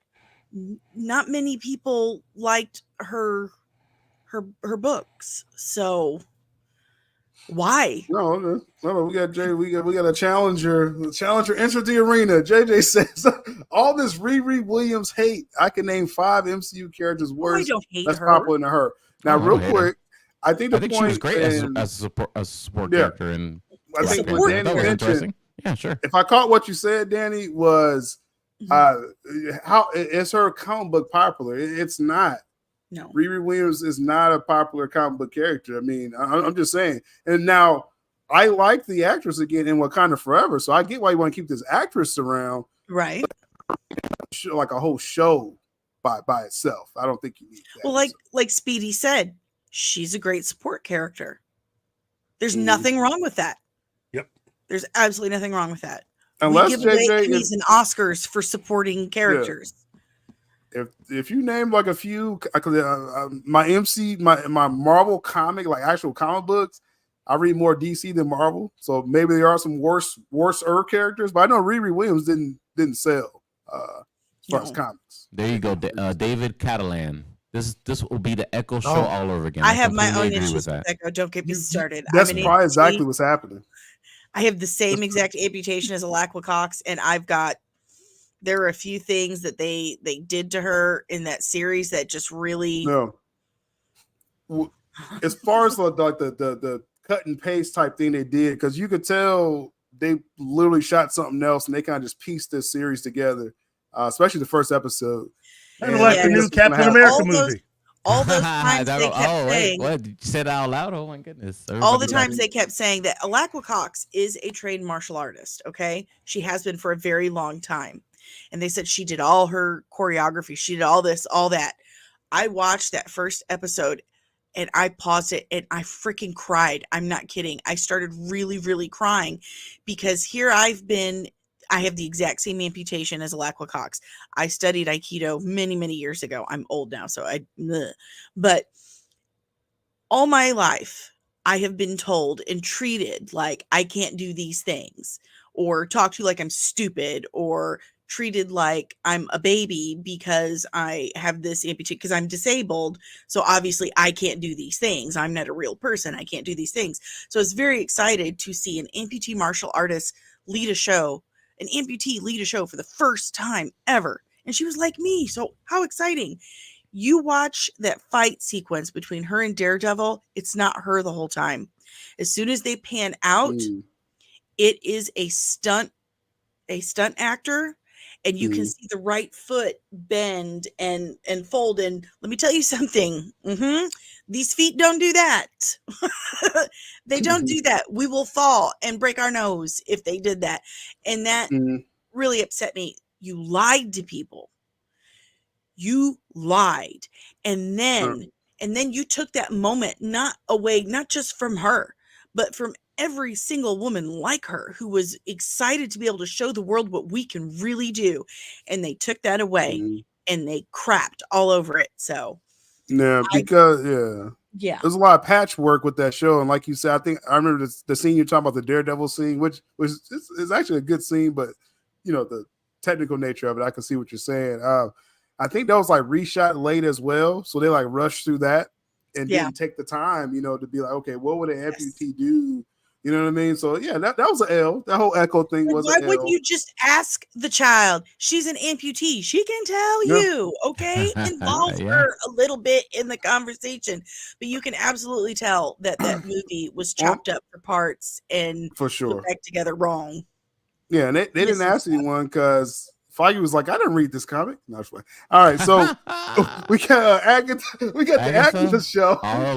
It's coming out this September. Agatha All Along, which I think is an obvious show that's title. been done for 5 years. This one, they actually, let me see. I think they did some last touch-ups on it, so probably just a year. A year at Speedy. least. What's your excitement level on this, Speedy? Since you want to touch on it, I think this is a show that I'm just be honest. I know some Like Catherine the Hahn almighty fans out there. Agatha, how many titles is it now? I love it. This 7 now. this I is a think. show. This is a show I don't think we need at all. I'm just gonna be quite honest with you, but I'm gonna watch it. It's CBM Geek, but Speedy excitement level. It's coming out in a couple months. Out of a scale of 1 through 5, probably a 3, just because I don't know. I need to have value for my Disney Plus subscription, I guess. You know, because we had the Penguin. We started with the Penguin. It was like, man, with the Penguin, Speedy, and then like Ironheart. I felt it was less than Penguin. If I'm judging off definitely, I'm Okay, definitely so gonna where watch does Agatha Penguin go? before I probably watch any of these two. Yeah, I'm saying with you on that. Yeah, there you go. Same with you. But my expectation levels are all in the gutter, guys. So I mean, you know, I'm just filling up, extra time I got, This show just got really depressed. This stream went down here. here. Great, and I think I agree with Dani's take on Catherine Hahn, and I think she's great. I think her take on the character was great. It was very entertaining. Everybody can agree with that. I think she won. Did she win some? She was nominated for like some. I think she was nominated. I don't think she won. Yeah. So she was great in WandaVision before they like pulled a rug from under us. Faking out Quicksilver. Have you guys seen this clip of from yesterday? They're at the Upfront, and Patti LuPone. It's Patti LuPone, Joe Locke, and Catherine Hahn. And Patti LuPone is talking about how beautiful the Witch's Road scene was, how we walked on the set and we just started crying. It was so beautiful. And then it shows a close-up of Joe Locke looking over at Catherine Hahn, and Catherine Hahn going, it's kind of like, oh, here comes grandma again. And Catherine's like, just let her have it. She'll stop. It was so painful to watch. Like, quit trying to gas this stuff up like that. We can tell when you're full of it, and it's just hurting our feelings now. Just stop. I like this comment by Amari. He's saying all the momentum, from WandaVision is definitely gone. And that's where I'm kind of at, Keys. Like, again, like, we don't need this show. I mean, I'm just, quite honest. No, unless you're going to use this to kick off Midnight Suns and all the other stuff. Yeah, I know. Yeah. See, if I look, everybody, if I were running Marvel, at least for TV, I'd give you some good stuff. I'd give you some. I would give you some real. Just give it to me, and Keith. We'll take care of it. Yes. I'm telling you right now, I'd give you some really choice stuff. I would make sure you got Luke Cage. Yes. I'd make sure you got Jesus. Daughters of the Dragon, their own show. They were so close to doing that too. They cut it off. They cut it off. I can't believe they did that. I would make sure that you would get everything related to Midnight Suns. I love Midnight Suns. And I think I've known for a couple of years they're heading this direction. And once they said Lilith is going to be the big bad in Blade, I'm like, well, we're getting the Midnight Suns. We're getting the Midnight Suns, storyline. Yeah, we're getting that, folks. Yeah. They just need to pick a script they like and film it.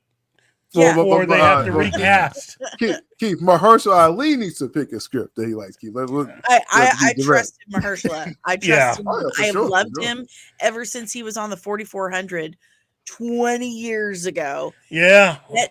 That dude is good, and he loves the character of Blade. You're making my boy wait. You're making him wait. What is this? Yeah, it's definitely coming. We got JJ saying that they got their D plus, Disney Plus. Let me make sure I'm saying this right. Big 3 shows of Loki, Moon Knight, WandaVision. Is going to be hard to beat. Just make Moon Knight season 2. Just a slight pushback. Now, first off, WandaVision, it didn't stick the landing for me, but I understand it was hype every week until they pulled, the Ralph Boner thing. Loki, you can't deny the success of that. That was like, wonderful, and Jonathan Majors was great. I know, yeah. Moon Knight, though, let me be honest, Moon Knight was like, And there's a lot of people that feel like you do. I so, like yeah. It wasn't didn't all like the I way. thought it was okay, but it Yeah, wasn't great. Yeah, I didn't like it as much as WandaVision and Loki for sure, but I enjoyed Moon Knight, and I've watched it a couple times. It has rewatchability for me. So Well, not for me, Danny. How about that? that's just fine. I'm- Do you, boo boo? I Let's cap. couldn't do it. Couldn't do it. You know, they messed up Moon Knight so bad. They changed a lot. They changed too much. They did change a lot, changed too a much. lot. You had it, and then you just kept going. They went- You know, they went- I mean, they it's started like to a go goofy. Q-tip. It's like a Q-tip in the ear. You know, when the Q-tip meets resistance, that means you stop. That sounds painful. I knew something went wrong. It was like episode 3, I think. It was after he got it was actually the first episode, I think, when he got the whole the suit. I forget what you call that version of it. And they decided I know they want to do something totally different. I know Oscar Isaac is a great actor and he improvised. But it's goofy. Oscar Isaac, that entire character, that's Batman with a different kind of attitude. That's what he should be. He's got money. Yeah. He's got the resources. He's like why? He's like Batman, where Batman keeps his mental illness inside. Moon Knight says it out loud. He shows his mental illness. It should be like. He's like a Dr. Fate. If Dr. Fate and Batman had a baby, a crazy baby, it would be Moon Knight. And you film his action scenes like John Wick on steroids. There you go. Hey, there was a lot of potential there, but hey, I'm hoping for a season 2. I'm not turning any of this stuff down. I'm gonna watch all this stuff and like trash it live if I don't like it, so it's okay. But Moon Knight, I wouldn't put that as like the big 3 there, in my opinion. But let's get to our final topic because we kind of just been trashing Marvel. Maybe this is a little better for some. We're helping Marvel. We're helping. We are helping. What's constructive there you criticism, go, ladies and gentlemen. There's a difference. Here's a perfect example of something that was done, filmed, and they said, "Oh, well, hold up, wait a second, let's revisit this." Right. So what was the story with that, Speedy? Yeah, how they took advantage of the actor strike and the writer strike, probably both of them, and looked at what they had and said, "Oh, wait a second, maybe we need to redo some things and go in a different direction or whatever they decided to do." But that's a good example of the shows we talked about in the past. Maybe this is the what Marvel Television is just doing now. You know what I mean? Mm-hmm. But that pause and that realignment seems to have excited the buzz for this show more than the others. Mm-hmm. Maybe because it's a character that has a known fan base. Daredevil, yeah, sure. and we've already watched 3 or 4. I forgot how many seasons was on Netflix. 3. 3. Yeah, 3 plus spin-offs plus the Defenders as well. Defenders plus Well, so there you go. I think Marvel making sure to correct the mistake of trying to go in a different direction than what we had on Netflix and understanding, well, maybe we should just do what they did at Netflix. Mm-hmm. You think? You think? Well, then you better pay Steven tonight. We did pay Steven tonight. We did a consumer study, and people liked the Netflix Daredevil show and all the spin-off shows. We're trying to avoid, Danny. They're trying to avoid paying Steven tonight. They're trying to. Yeah. So it's not a continuation. It's sort of, but but all accounts is that they course corrected it. Yeah. That's Kevin Feige's ego talking when they talk like that. It's not exactly a continuation. Shut up, Kevin. But they did reveal 9 episodes now. Reported, or I would say, is rumored that there's a second season, like a second batch of episodes. Yes, that they're going to do as well. Yeah, it was originally that first season was originally 18 episodes, and now they split it into 2 seasons. Mm-hmm. So you get 9 episodes coming March 2025. Before Ironheart, but they're gonna please, dear Lord, beg Jesus.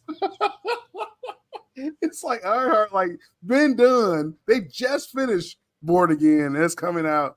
Ironheart still has to wait to like I don't know, fall of 2025. But if they mess this up, I'm excited for this Daredevil because you know, they're not gonna, you know, water it down. Because I thought Moon Knight, that's another who's about Moon Knight.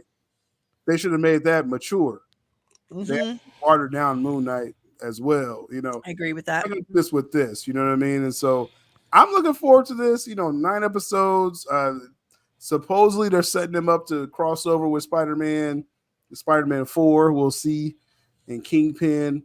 But I think this is Speedy. I think this is a win. I think the Daredevil, like, you know, Well, like our meter. I'm liking this. I just want to remind everybody that Echo was marketed to all of us as not a show for children, not your children's mature. Disney show. Okay, Right. so please No temper toys. your expectations. You know, and see what happens. Hopefully, it'll be great. You know, and definitely the hype train's, you know, decent for it. But yeah. Keith is killing me with his faces. So that's a yes, Speedy. That's a yes that you are excited for it, or I am excited for it. I'm probably Okay, of all the TV shows, definitely I'm most excited about this one. yeah. I think that's the one. Dani, what's your thoughts? Oh, I'm excited. Charlie Yeah. Cox, Daredevil, yes, please. And we get Karen and Foggy back. Yeah. Like, we won that one. Yeah. We did. This is a win. This is a win. If you like the Netflix, Keith, you're dying to say something. No. What I'm do we happy. miss, Keith? And, Karen and Foggy coming back. 'Cause Foggy, that like- whole that whole thing of killing them off and getting rid of them, that was the dumbest of dumb mistakes. Off terrible idea. camera. Like, off camera. That's worse than what they did to Maria Hill. Hashtag justice for Mhm. Maria Hill. Always. That's right. It's like, come on. You know, I mean, that's about as dumb as Kevin Feige walking into your house and say, "Hey, look what I almost stepped in." It's like, Kevin, stop it. Somehow Feige got an L. I mean, it's amazing. It's amazing how Feige loses against Keith. Well, there's No, two but like I Feiges. There's Kevin Feige, and then there's Kevin's ego. And his Mhm. ego's doing a lot of this and not enough of this. His ego is why he wears the hat all the time. Ding dong. I swear, man. We need Feige's burner account to show up in this chat. But We already got Peter Safran, you know? we already got Peter Safran. Like, we got this covered. In the chat, any last minute comments or questions, throw it in the chat. We're kind of winding this one down. We covered a lot of topics today with these upfront events, but like I said, overall, it's tons of content. I'm just happy after the strikes and the lockdowns that there's a lot of stuff to talk about. So that's a plus, you know. That's a plus as well. On my platform, I'll mention real quick my upload episode or podcast with Retro Nerd Girl. We talk about the latest pop culture news and film news as well. That's going to upload tomorrow. We're going to talk a little Green Lantern, little Lantern stuff that we're going to actually touch on. That'll be out tomorrow, and some box office stuff. Anybody seen Planet of the Apes? I haven't seen that yet. Yes, I How liked you feel about it. that? I liked Yeah. it. Yeah. Yeah. That's the full extent of it. That's the full extent of your life. Well, I mean, it didn't blow me away. It didn't blow me away. It wasn't, you know, a box office miracle, but I like the direction they were going with it, you know? Yes. X-Men 97 finale, chef's kiss. Yeah, they stuck the landing. No spoilers. They absolutely did. But, they definitely No, stuck no the landing. spoilers. Speedy's far behind. It's Yes, I okay. know. There's one We won't episode. hold it That's all. against him. Freshman year Spider-Man. I think that's next year. The animated Spider-Man. That's like its own Elseworld thing or something. They're doing that. Did Eddie? So I sent Syl something last night regarding the X-Men 97 finale. I don't know if anyone else caught this, but old Bo DeMaio had a watch party for the finale, and he's advertising it, and he said, "Join me, Bo DeMaio, and the voice of Sunspot's mom for a watch party for the finale." I'm like, buddy, you couldn't get anybody else from the show. Cyclops, Rogue. You should have got Rogue of anyone. You got Sunspot's mom, a character that doesn't even have her own name. I'll tell you what, he's been doing a victory lap all this whole time on X. Yeah. Hey, he wrote a great story. I mean, I'm gonna give He did you a great credit story, where it's due. and you know what? I'm just gonna have to say, he didn't write the entire series. Anthony Saletti or whatever his name is, he did episode 9, and episode 9 was really beautiful. So I gave him, because nobody was telling that poor guy, good job. That was it 10 episodes? Yeah, so 9 was the one when they basically recreated. This is a classic comic because we're not spoiling the new one, Speedy. We're talking about last week. That's fine. That's fine. They did the X-Men 25. Like I remember, I was in school when that comic came out. I had the holograms on the cover, and you saw like Wolverine like getting his metal taken out. Yeah, they recreated that panel. I was like, yo, like okay, you know, that was great. That was great. Last episode. So new episode's good too, Speedy. But I sure hope so. I'm gonna watch it right now. I'm not gonna say no more. Yeah, definitely check it out. Dani, anything coming up for you, or anything you're looking forward to as we kind of wind up? I have my episode coming out tomorrow. So what women can learn from Harley Quinn. Drops at 11 a.m. I'm incredibly proud of it. I hope you guys like it. If you don't, I'm still proud of what I created. I'm sorry you didn't like it, but it's coming out tomorrow at 11 a.m. I hope you do. I'm going to be on Dreaming Tabitha tomorrow and the Green Ski podcast, both tomorrow. And then Saturday, I'm playing D&D at 1001 Masks. I've never played D&D before. That's going to be an experience. Okay. And then, of course, you can join me live on Tuesday at 6 p.m. Eastern Standard Time here on YouTube and Twix. So there's that. And I'm going to eat some dinner and go to bed when we're done. So I'm doing that as well. There we go. We met the curfew time. That's what we aim for on this platform, and looking forward to that. And again, everyone's links is in the description. So just to remind y'all, Speedy, anything coming up for you, or you going to the movies or something? What's going on? I have nothing planned this up. I'm going to watch this last episode of XM 97, but everything is just running normally in my life. Speedy's Multiverse YouTube channel. Give me a subscribe. We go Monday with the crew live at 8:30 p.m. Eastern Standard Time. Geek Culture Congress podcast. If you just like to consume audio podcasts, you can find just the audio version of that as well, wherever you listen to your podcasts. And yeah, that's it. If you want to follow my music DJing live too, at DJ Speedy JR. There you go. There we go. Again, links in the description. Find the Keith. Or as Feige will call him, the hater. No, no. What's your final? What's your final thoughts, bro? You know what? I really do have a lot of respect for Kevin Feige. I do. I can't look at you when you say that. I wish everybody luck.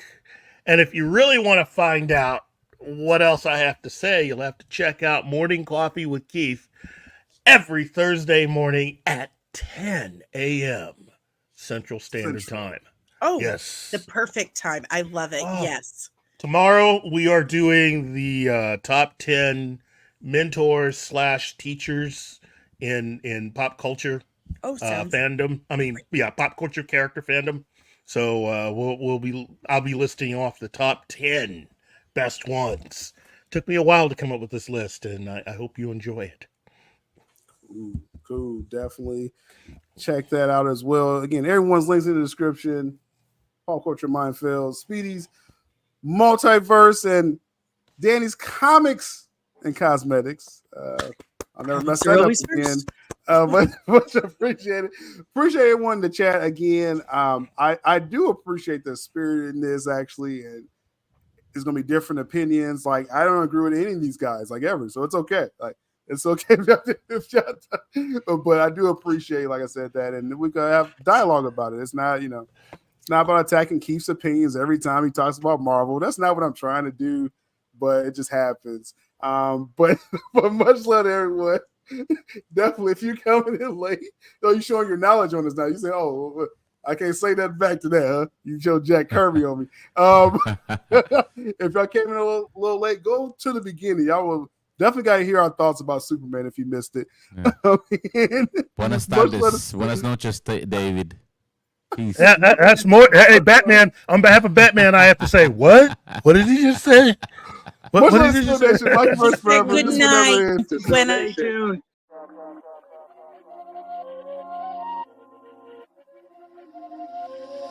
SYL ABDUL do ink to speak true as he bring the news. Coffee talk, stay brew, kick back, get real comfortable. Here to stay, no on delay, make sure I be's informed. On the road, on the go, playing ball on that pavement floor. It's the lifestyle right now, make sure you like, comment, subscribe. Guaranteed all week's going to always be on time. That's my word, y'all heard from il-divino-vega's mouth. What's the words much more than what these networks talk about?